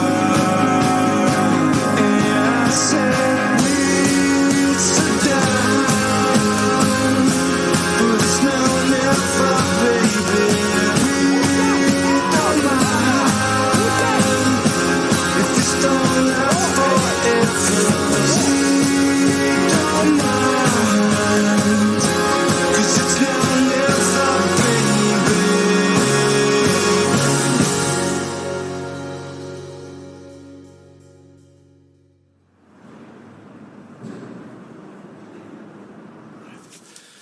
Då ska vi se vad vi får med oss.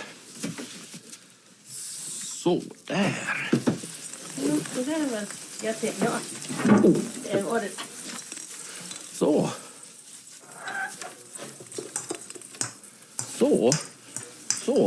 Så. Nu är det snart jul. Så. Jag tror vi sätter den här. Vi får sätta upp kulorna. Så där. Nu är det ju snart Lucia. Ja. Det är träningen i full gång. Vad märker du, som du jobbar med integration här, för reaktioner från vanliga Borlängebor kring sånt här? Alltså, de bilder jag får, det kan ju bero på vad jag umgås och jag träffar. Det är att det är ett udda och ett väldigt häftigt projekt. Vad är mardrömsvisionen? Det är väl att det ska uppfattas som att det blir mer skoj och skämt än verklighet. Det får inte bli någon slags, jag vill inte säga lytes, men alltså att om man är dålig att åka skridskor och kommer på ett VM, då ska det inte vara förnedring. Ikväll gäller det för oss. Det är ikväll som bandyförbundet har beslutat om vi ska få åka till VM. Det har sett bra ut på träningarna och håller vi bara nerverna styr så tror jag att allihopa kommer fixa det här. När jag tänker nu så är det nervöst. Men det är alltså kul alltså. Och vi vill gå dit och prestera och visa att vi kan någonting alltså. Att allt är möjligt att göra. Hassan spelar libero. Ahmed. Mittfält. Mohammed. Vänsterytter. Okej, det här är laget som ska spela. Grabbar, idag är det vi som äger planen. Idag kan vi åka på skridskor. Idag ska vi spela vår första match. Ingen annan somalier i historien har fått den här möjligheten. Vi representerar Somalia. Vi är landslaget, bandylandslaget. Och det där fixar vi.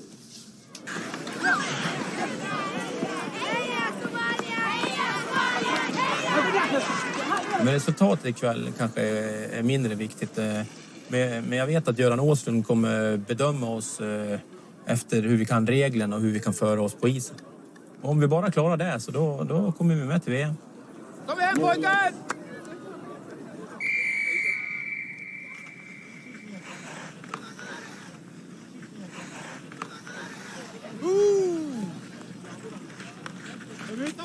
Kom ut här Abdi! Det är bra, kom igen! Oj, målisen är ju grym! Ja. Den tog han ett jätteskott ju. Tryck på nu! Kom igen Jax!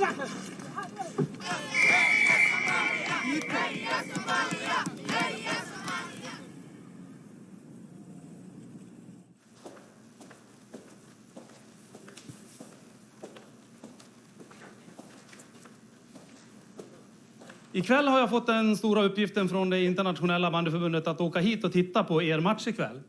För att göra en bedömning om ni har de kvaliteter som behövs för att åka till Sibirien.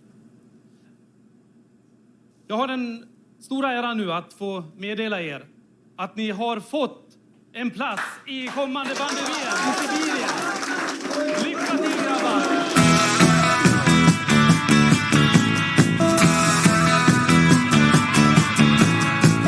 Somalie qui participe bientôt à son premier championnat du monde. few weeks, they're going to Siberia.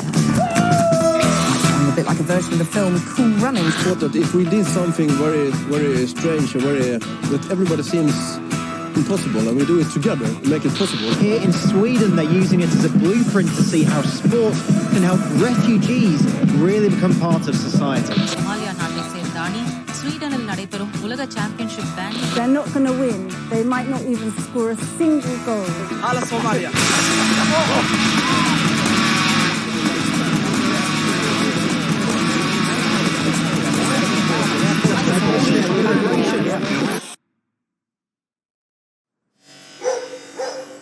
Den här otroliga mediebevakningen som har varit nu. Alltså fört med sig att det är en kille från Kanada som är hockeyspelare. Han har sett oss på nyheterna. Han vill vara med. Han vill spela med oss i bandy-VM. Jag tycker det låter kanonbra. Tycker du, Morisal? Ja, jag är positiv till det. Hur ser du på den här saken, Akbar? Du från spelarsidan. Vi har alltså diskuterat att eventuellt en kanadensisk spelare, en somalier i Kanada, ska ansluta sig till truppen och vara med och spela i VM. Han är duktig, riktigt duktig. Och det betyder alltså att någon får stanna hemma? Men han kommer ju utgöra de kommer ju att vara med och konkurrera med er om platserna i laget. Och det bör ju vara ett majoritetsbeslut naturligtvis. Så ni får tycka till om det. Min personliga åsikt är att han skulle kunna tillföra vårt lag en del kompetens. Vad säger ni om det? Att han skulle kunna få vara med oss och spela? Om han är bra så kan han spela med oss. Han får spela! Ni känner liksom att det är era landsman och vill att det är klart han ska vara med. Ja. Så han gör något åt sitt land. Men det innebär ju, pojkar, att någon måste ge upp sin plats för att den här killen från Kanada ska kunna vara med. Så är det ju. Det är liksom det enda möjlighet.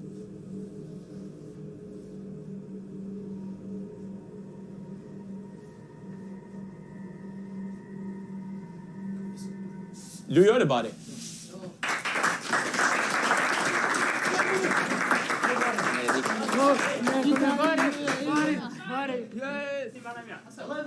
Okej, pojkar, då syns vi nästa vecka.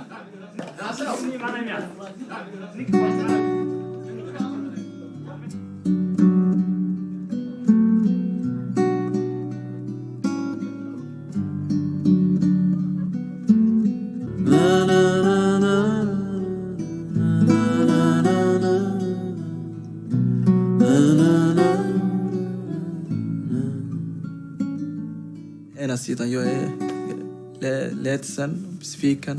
Och sen den andra sidan faktiskt känner jag mig att mina kollegor de är glada och de åker till Riseland. Och jag är äldst i gruppen och jag känner mig att jag är ansvarig. Så jag tyckte det är bara jag som jag kan ge upp den här platsen. Så kul att kalla det man är boskapande. Ja, men har det så? Ja, har jag.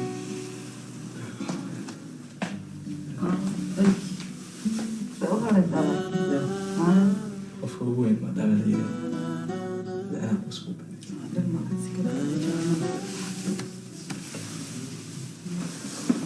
Min fru är också gravid och det är inte, kanske det är inte läge att åka till Ryssland just nu.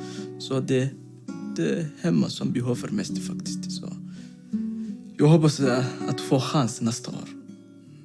Men ja, kan jag säga.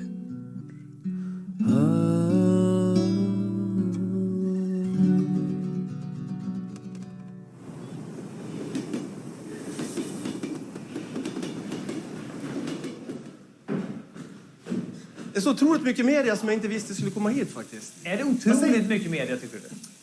Nej, men alltså, om jag trodde att det inte skulle vara någon här så är det i alla fall några stycken. Det här är ett historiskt ögonblick. Jag har samlat allihopa här nu för att för första gången någonsin presentera en landslagsdress för ett somaliskt landslag som ska delta i ett VM. Och jag tycker själv att den är fantastiskt vacker, så jag hoppas att du delar den uppfattningen. Här är den somaliska landslagströjan. Ni kan hålla i den för att se. Vi har en hel del olika sponsorer. Borlänge kommun var ju med väldigt initialt. Sen har vi ett antal olika sponsorer. En hel del lokala sponsorer. Ja, och sen har vi, ni kan ju vända er på baksidan så får ni se hur det ser ut också. Det är Borlänge här också. Känns det bra? Vad fan var det kommer? Det stod det... Jag sa ju till dig att du ska byxa. Det här är ju tröjan. Ja, men du har på vänster ben. Jag ska visa dig. Det äger beslut. Sen var en dagting med det. Eller medan du och jag har affär tog då helt köra bort det hela Fortuna, vet du. Nu är det så här, det är ganska många grejer som händer samtidigt. Då var jag tvungen att ta ett snabbt beslut och då hamnar du på vänster ben. Jag är väldigt ledsen för det. Ja, men det kommer att synas väldigt bra. Ja, man...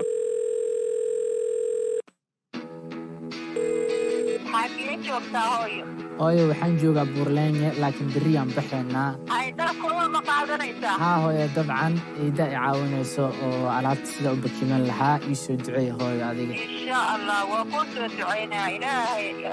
wax walba markay soo fiicnaadaan ruushka oo kuu imaan doonaa wax walbana waa kuu sheegi doonaa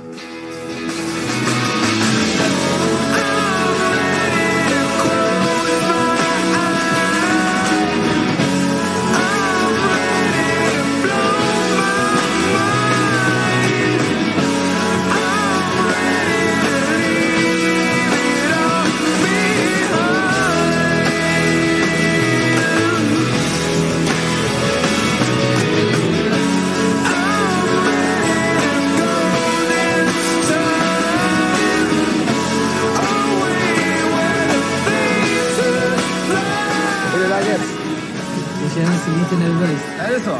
Du sa igår att du lär dig ett nytt svenskt ord per dag. Vilket är det senaste? Det var duns. Ja. Jag började med att läsa barnböcker. Barnböcker? Ja. Jag läste mycket Astrid Lindgren. Ah. Ja, vilken var bästa Astrid Lindgren-boken då? Det här killen som är uppe i luften som åker en sån här... Vad heter det? Karlsson på taket? Precis. Ja. Det var det. Så du lärde dig läsa svenska? Det är underbart. Ja.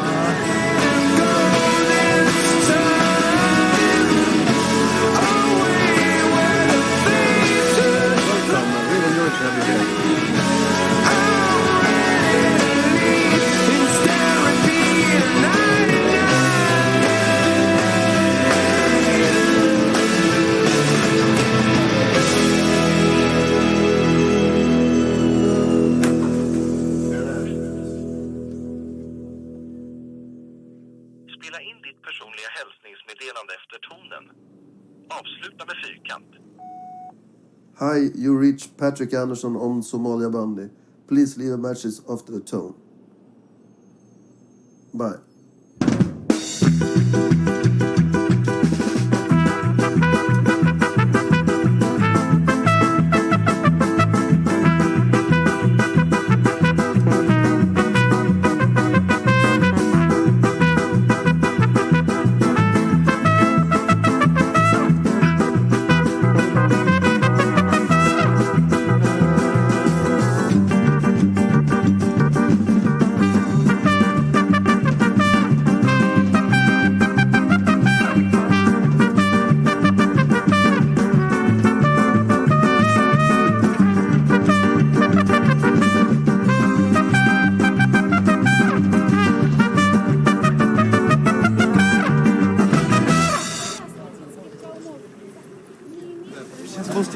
De har liksom aldrig sett mörkheter personligen så det tycker jag inte är kul.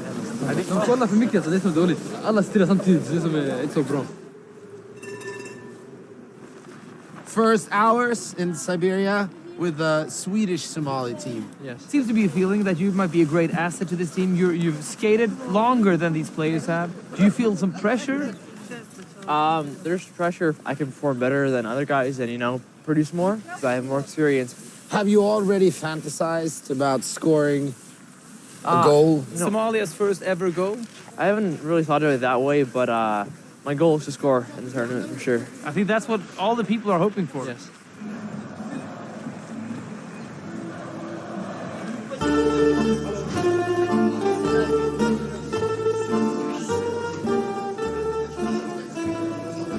Har du bett en bön? Ja, jag har gjort det. Bra. Ja. Och sen ska jag tänka att jag är på tunet.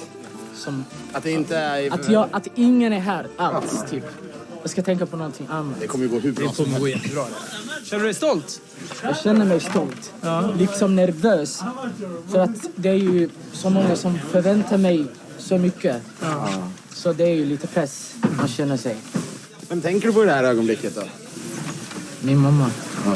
Hon skulle ha varit stolt. Vet hon om ens att du gör det? Ja, jag har ju berättat för henne. Hon vet inte att jag har kommit fram till Ryssland nu. För jag skulle ringa till henne. Men det var ju att de sov. Alltså, det var mitt i natten så klockan är där. Så jag ska försöka ringa till henne ikväll. Guys, we have such no more time. We have to go to the parrot. Är det bra? Ja, nervös första gången.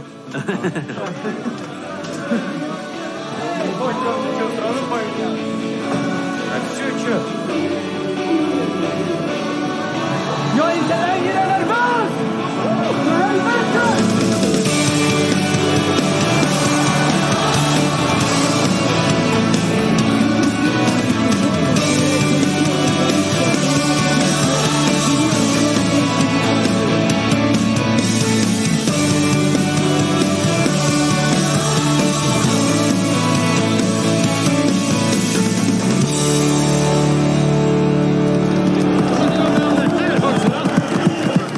Hur känns det?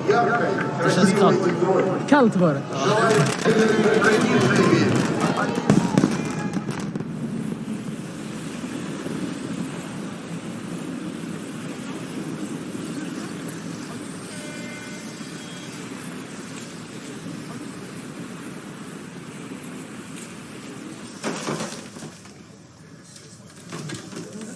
То, что есть? Det är young look. Young. Какой цвет? What? Цвет, покажи цвет. What sweat? No gray, you know? You see gray hair? Седину, закрасить. Okay.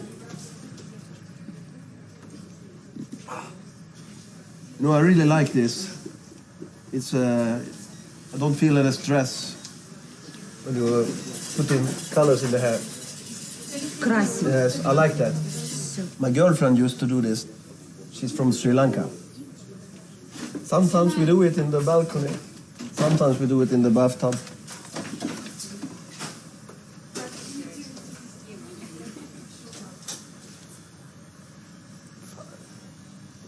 Fan, jag känner lite osäker nu faktiskt. Jag förstår inte vad jag säger någonting. Hur fan kan det bli rött?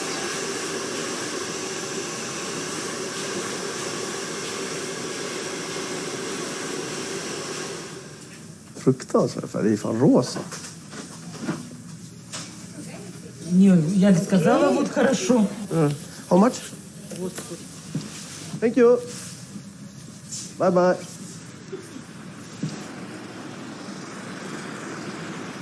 Fick du tag i din mamma igår, som du sa? Nej, det har jag inte. Det kostar mycket. Du får säga till om du vill låna min telefon, så får du ringa. Det skulle jag göra. Där står det hoj och misse. Det betyder mamma. Och sen står det ett annat namn också, Ma'an. Det är ju sweet mamma. Söt mamma. Alltså. Nu? Där. Hallå? Hallå, hoj Ma'an. هاي معاك وقت السلامة في ورا سيدها هاي معاه في عنا حال هذا كورن.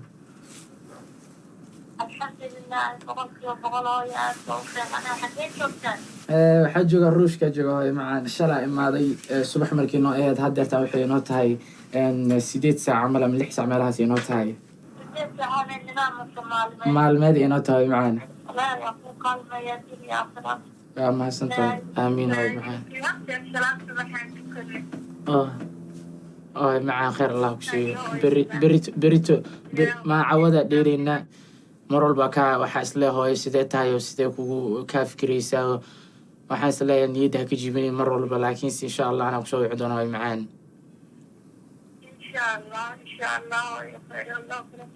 aamiin hooyo aamiin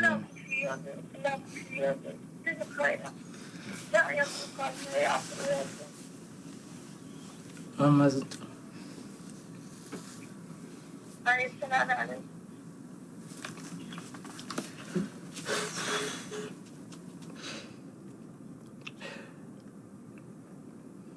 år. Det känns långt alltså. Jag ville komma hit. Jag tänkte om du får bra liv så kan man komma dit också.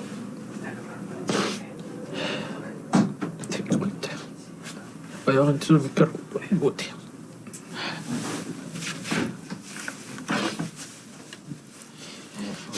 Hon sa en gång till mig om du kommer Jag sa till henne att jag ska försöka komma på sommaren. Jag säger alltid till henne så. Och så sa jag, ja, efter VM så ska jag försöka få pengar. Och sommarjobba. Och sen ska jag försöka komma hit till dig. Åka. Och så om du kommer hit så ska jag inte släppa dig någon gång annan. Du är så långt ifrån mig. Så tänkte jag, vad är det här alltså? Ibland.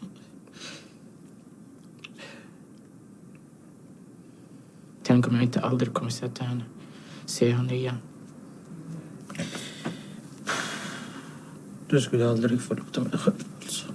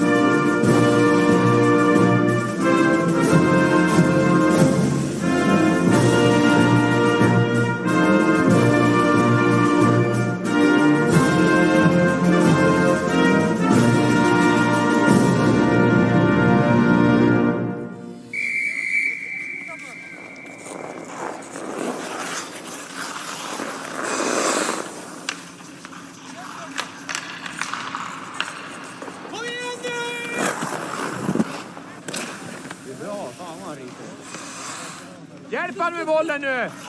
Fortare!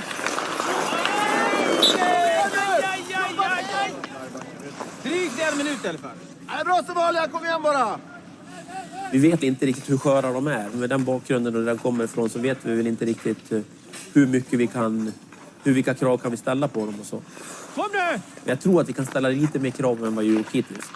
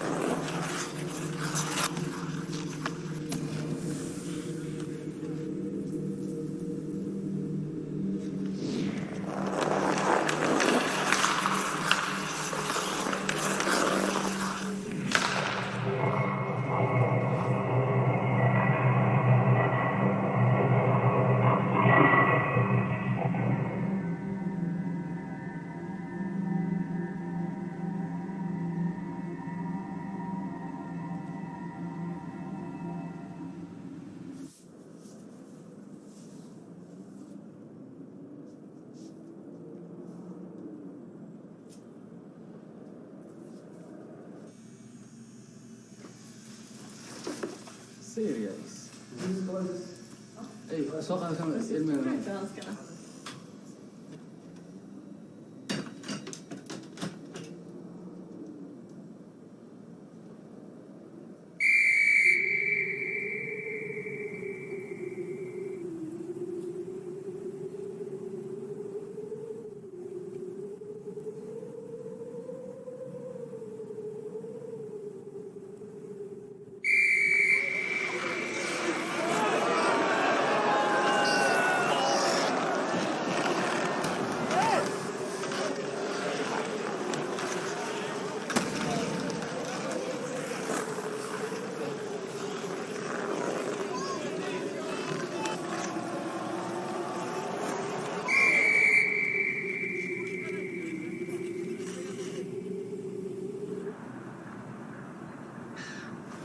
Tja, läget? Är det så välstädat här inne? Ja, det kan jag säga. Men hur upplever ni det här äventyret då? Ja, det är en upplevelse, en minnes som vi kommer alltid ha med oss i livet. Det är väldigt häftigt. Vad har varit roligast? Matcherna. Fortsätter ni träna nästa VM, då kan ni ju vinna en match. Ja, det kan vi absolut. Du, Jax, beskrivs ju ofta som du är bolltalang och du var ju väldigt bra i fotboll också, vad jag förstått. Eller du har spelat på hög nivå. Eller hur? Jag spelar back, jag har ju alltså... Det är svårt för dig att göra mål. Det är svårt för, om jag tar bollen, typ, det är svårt. Om jag tar bollen då är det kört. Jag tror du och Anwar på topp, kan det bli mål då?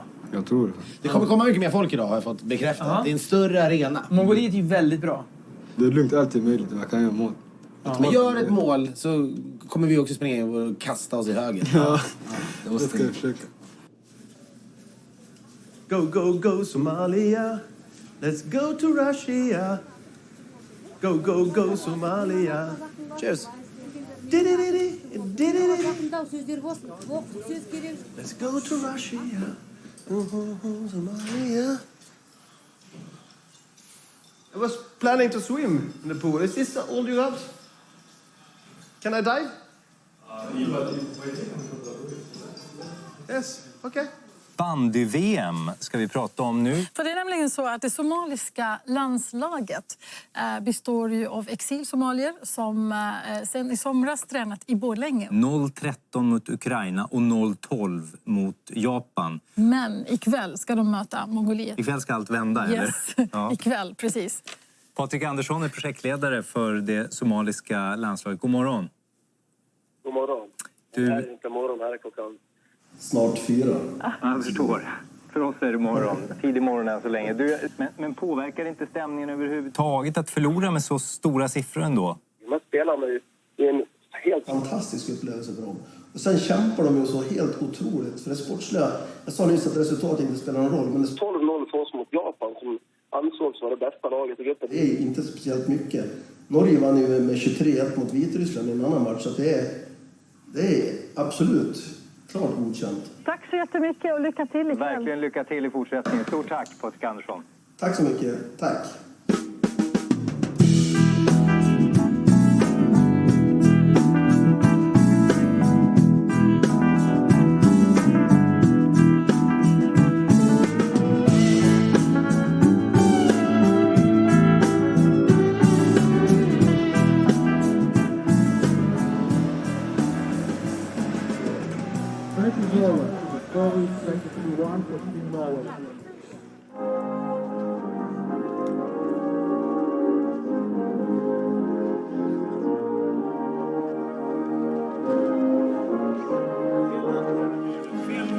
Fel låt.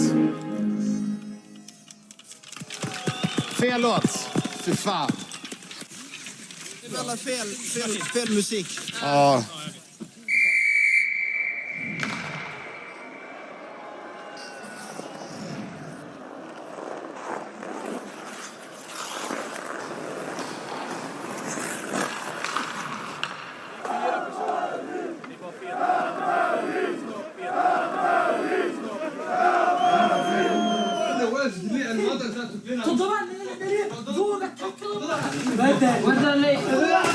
Varför har inte Somalia-sången spelat idag? Men lyssna. Jag kan absolut förklara. De sa så här. Att de i ledningen, så via min tolk, att de hade två låtar att välja mellan. De visste inte vad det var. Hur kan de inte fråga oss? För att vi vet vår nationalsång. Ja, men du reagerar så otroligt starkt. Det här är inte ett projekt längre, utan det är en nation. Vad är det som händer? Nej, jag tror inte heller att det är medvetet att de måste spela fel nationalsång.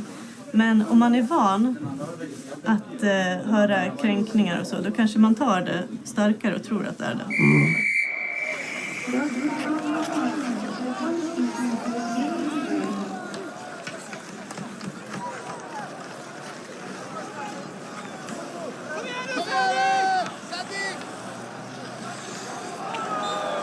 Fan, de åker ju inte! Den tar ju tid, det är synd, de åker ju bara på 50%. Och så för fan ta i! Kom igen nu gubbar! Aj, aj, aj, aj, aj, aj, aj.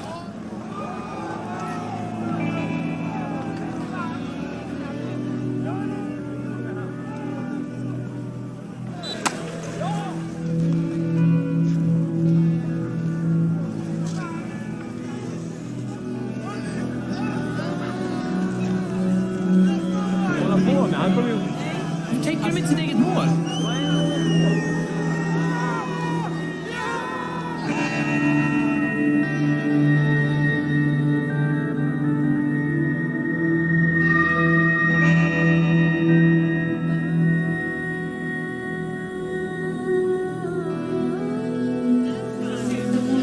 Vad har hänt här då? Är han här igen? Jag vet inte. Mursad, vad har hänt? Mursad, vad har hänt? Nej, jag vill inte prata om det. Jag och många andra var sura efter Mongoliet-matchen där vi fick en gratis mål. Vi har ju förtjänat liksom att göra en riktigt mål för att vi har ju kämpat för det. Men att vi får gratis mål så var det lite lek.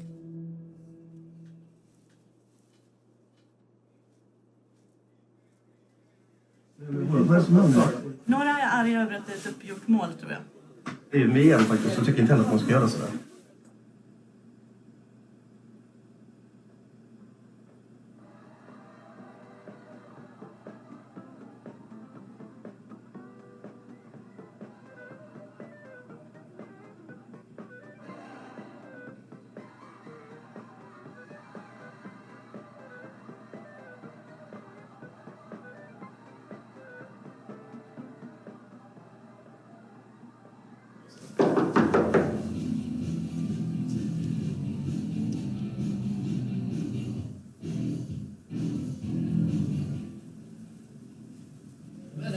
Martin!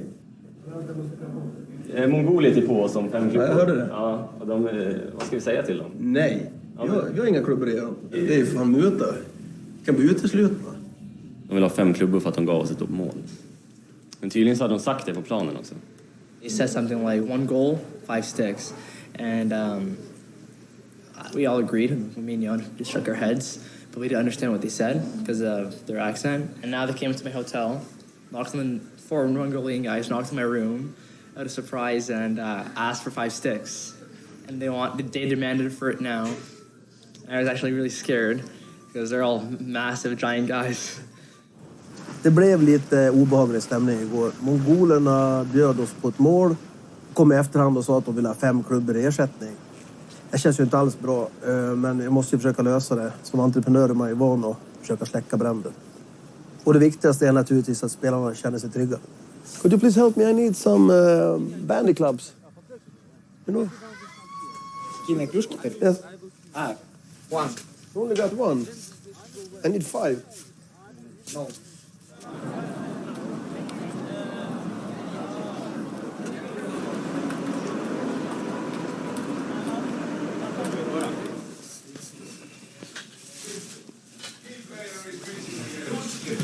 Okej pojkar.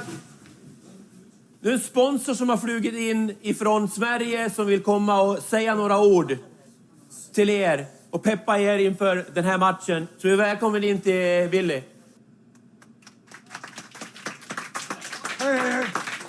Hej, Tjänsten Lara. Och så kul att se dig jag spelar match, vet du. Och jag hör också invandrare. Som den tiden. Som... De vet att de jobbar, vet du. Och det är match. Spelar om du vinner och förlorar. Det gör ingenting. För så kan ni kämpa. Kämpa i Borlänge. Kämpa i Somalia. Okej, vi ska vinna i alla framtiden. Vi börjar med Ahmed i målet. Abdi Hakim, mitt igen. Anwar, vänster. Och Jonis börjar höger. Son, what have you done?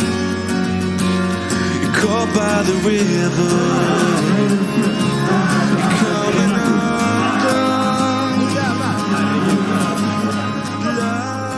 Det här har ju varit en helt otrolig resa och jag är jättestolt över grabbarna. Kunde vi bara göra ett riktigt mål, inget jävla bjudmål, det skulle vara ovärderligt. Det skulle lyfta de här grabbarna till nya höjder, tror jag. Åh, han fällde det! Applåder! Would you give it all away now? Don't let it come apart. Don't let's see it come apart.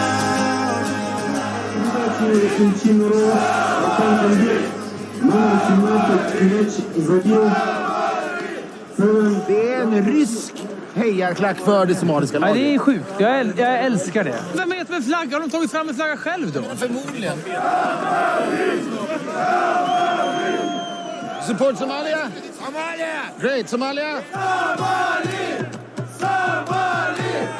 Why Somalia? Why did you come here? Because they strong like we're Russian, like Siberian people. Big heart. Big heart, yeah. Somali! Somali! Somali!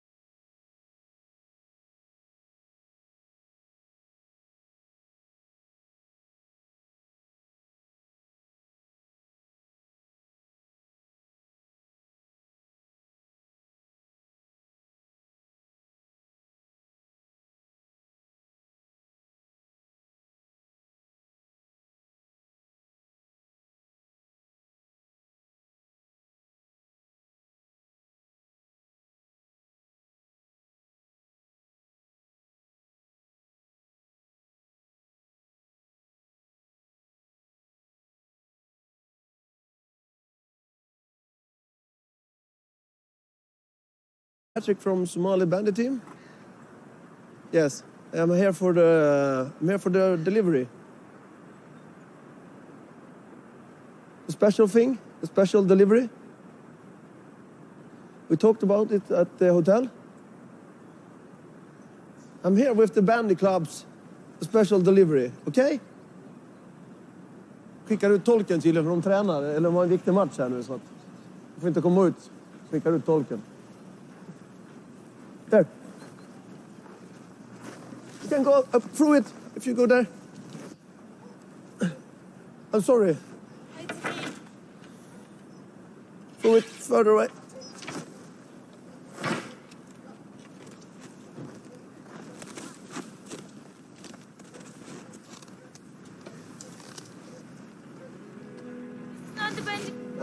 I only had 4. And tell them not to bother me anymore. Okay. Bye-bye.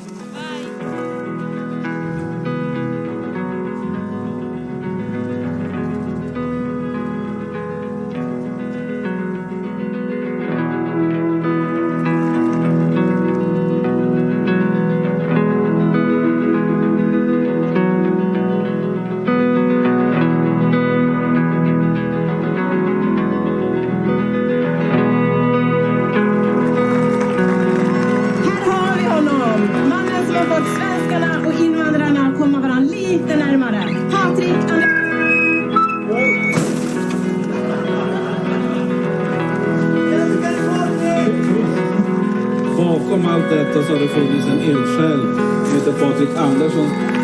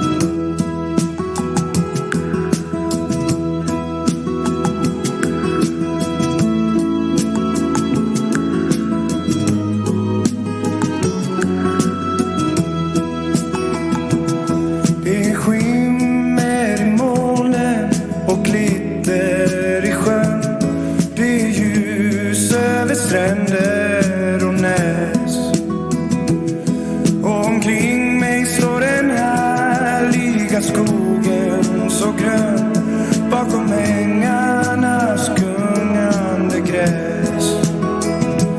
Och med sommar och skönhet och skogsvindsackord så min hembygd och hälsa mig glad. Var mig hälsa, men var är min faders gård? Det är tomt bakom lönnarnas rad. Det är tomt, det är bränt, det är härjat så kallt. Där den låg ligger bergen var. Men däröver går minnet med vinden så svag. Och det minnet är allt som är kvar.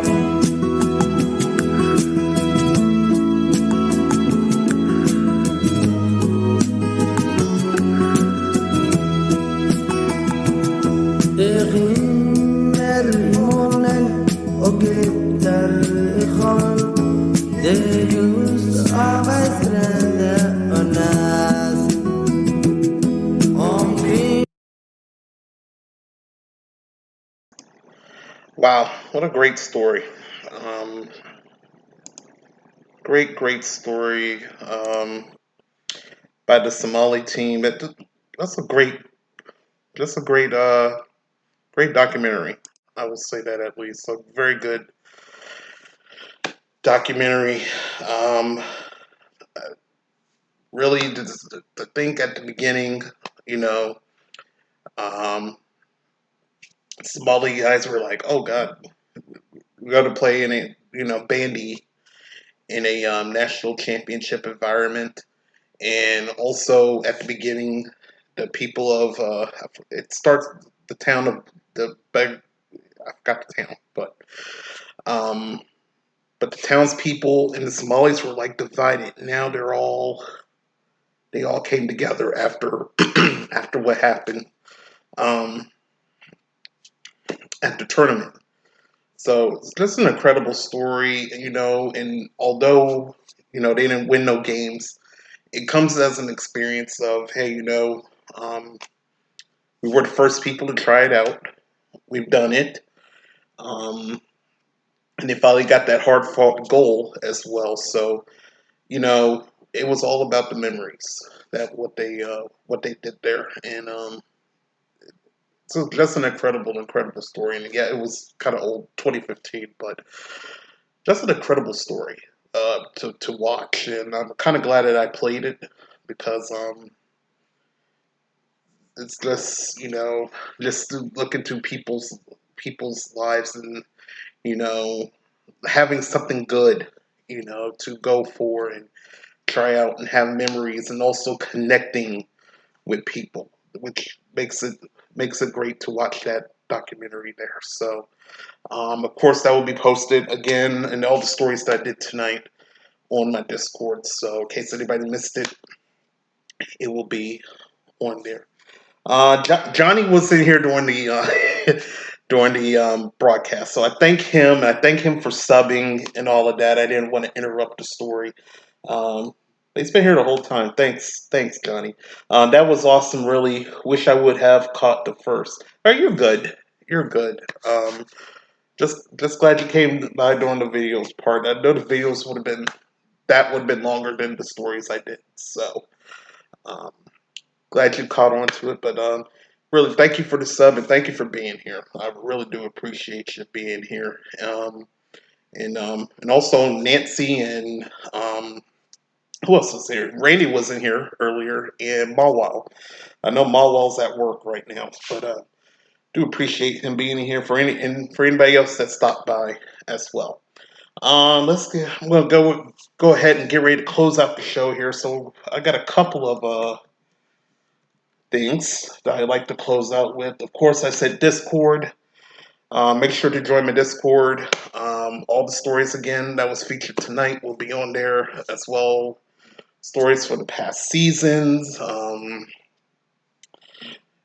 Past seasons 2. We're on 3 right now in Summer of Sunshine. And also we got a chat room and other sorts of things. It's not very busy, but Just a good way to check out the stories and connect with people. So check out my Discord if you have it. Cup of Joe with the raid, the one raid, for a reason. Thank you, Joe, for the one raid. Really do appreciate you, man. Hopefully you're having a good Tuesday. Johnny says, thank you for showing. I enjoyed those. Really, yeah, it was very good. And I did say apologize to the language on the video, but sports comes with a little bit of curse words. So I know some people are like, oh my God, he said that word. So I do apologize if anybody watches the replay. So, but it was a very, very good story. Cup of Joe's great. He's great. He just likes ratings so he can get some points from me. So, but yeah, he's a good guy. The mental health hour. Oops. Let me do that again. Tim and Gemma. Wednesday nights, tomorrow night, 6 p.m. Eastern, 3 p.m. Pacific. I still need to change that title, but make sure to check them out. They are doing, I have a list of their shows. Last week they did autism. I think they did autism last week, of course, because it's autism month. So this week they are doing body image. There we go. So they're doing body image tomorrow night. So make sure to tune in. They know their stuff. They give great advice. They're not doctors like they always say or professionals, but they really do give good advice on the topic at hand. So make sure to tune in to them Wednesday nights, 6 p.m. Eastern, 3 p.m. Pacific, and check them out as well. And also, finally, Jim in Chicagoland. He has Catalyst tomorrow night, 10 p.m. start time. Could be 10:30, could be 11. He puts a candle out. You talk about your day, talk about your topics and all of that. So make sure to join Catalyst tomorrow night at 10, starting at 10 p.m. Eastern. Could vary. And also he does trivia on Saturday nights. Saturday night trivia also at 10 p.m. Eastern, 7 p.m. Pacific. Johnny says 5 p.m. Central. Yes, 5 p.m. Central for the mental health hour. So 5 p.m. Central. In Jim's broadcast, 10 p.m. Eastern, 9 p.m. Central, 7 p.m. Pacific, 5 p.m. Hawaiian, 10 a.m. Philippines time. So we're just gonna chop down all the segments to find them at, but check them out. Check them out. And Randy was in here earlier. I'm gonna give him a plug. We all know who he is. I'm gonna give him a plug. Check him out. If you have not followed him already, could be some new viewers. How do I do this? Oh, okay. Shout out. And there we go. So, yeah, we're going to give Randy a plug. Bam. And also, I'm going to give Mawal a plug as well. Unfortunately, I can't do double the shout out things, but I can do a second one there. So there we go. So Randy gets the shout out, and thank him for being in here for a few minutes, though he just came in here and called me Ray of Moonshine, and that he hates babies. So so I appreciate him stopping by as always when he can. And also Mawal Trainer, he's gonna do May Rio next month, so he's gonna be playing some Super Mario Brothers for the month of May. But he'll be also on this week. I think he has a zoo trip coming up Friday at the North Carolina Zoo. So hopefully it goes live and tunes in for that, because the North Carolina Zoo is very good, and it's a very long zoo, but it's very good. So, and he'll do a couple of gamings as well for Thursday and Saturday as well. Guess we don't get one, Joe. We shout out Cup of Joe. You know what? Here we go. Y'all want to shout out? Here we go. Hold on. Cup of Joe. Let's just do it. We'll do shout outs. Cup of Joe. Wait, hold on. Did I unfollow you? Hold on. Why does it say follow? Maybe I accidentally unfollowed you. Okay, there we go. Now I followed you, Cup of Joe. Alright. Cup of Joe gets a shout out. And Johnny gets a shout out. Frank doesn't get a shout out because he didn't come in here. I told him I'll be live at 4 p.m. And he didn't come in here. But you know what?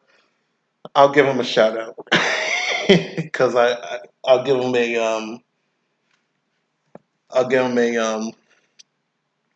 a consolation prize, I guess. Oh, I'm spelling his name wrong. Let's give everybody a shout out that came in here. And Nancy came in here, but I know sometimes she don't want a shout out, so it's fine. So you know, I'm gonna give Frank the main plug because he does go live sometimes. Though he says I quit live streaming, and then you see him randomly come on at 8:30 in the morning, streaming for 5 minutes. If no one shows up, he ends it. So, so I'll give him a shout out. Why not? That's Johnny's first shout out ever. See, there you go, Johnny. See, I'm here to shout everybody out that came in here. So I do appreciate you guys so much for being in here. I really do. And thank you guys for your supports, your subs, your bits, all of that, because I could not do it without you guys watching and enjoying the content. I really do. That really motivates me to be on here. All right. So with that being said, it's time to raid. And gives us an odd time to raid somebody. I don't know if y'all got anybody to raid. If not, no, I don't want to go out of my screen. I don't know if that's a lucky person to raid, but I doubt it. Hold on for a second.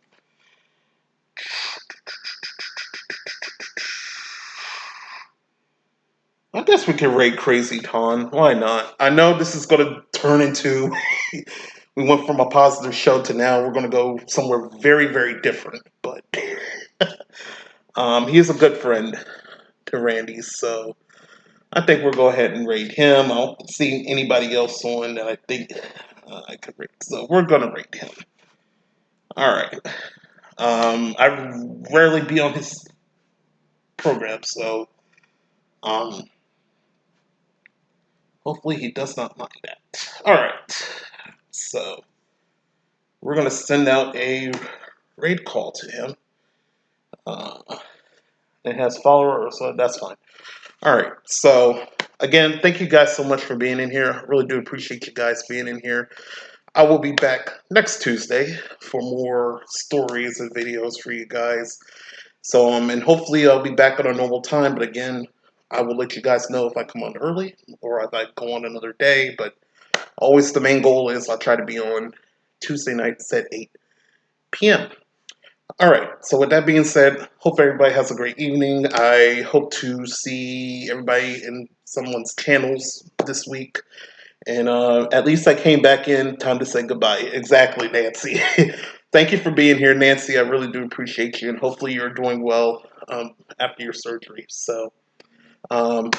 thank you guys so much for being in here. So until then, be kind, be positive, stay safe, and I will see you guys next week, all right? And that's okay, Nancy. That's okay. Johnny, take care. Cup of Joe, take care.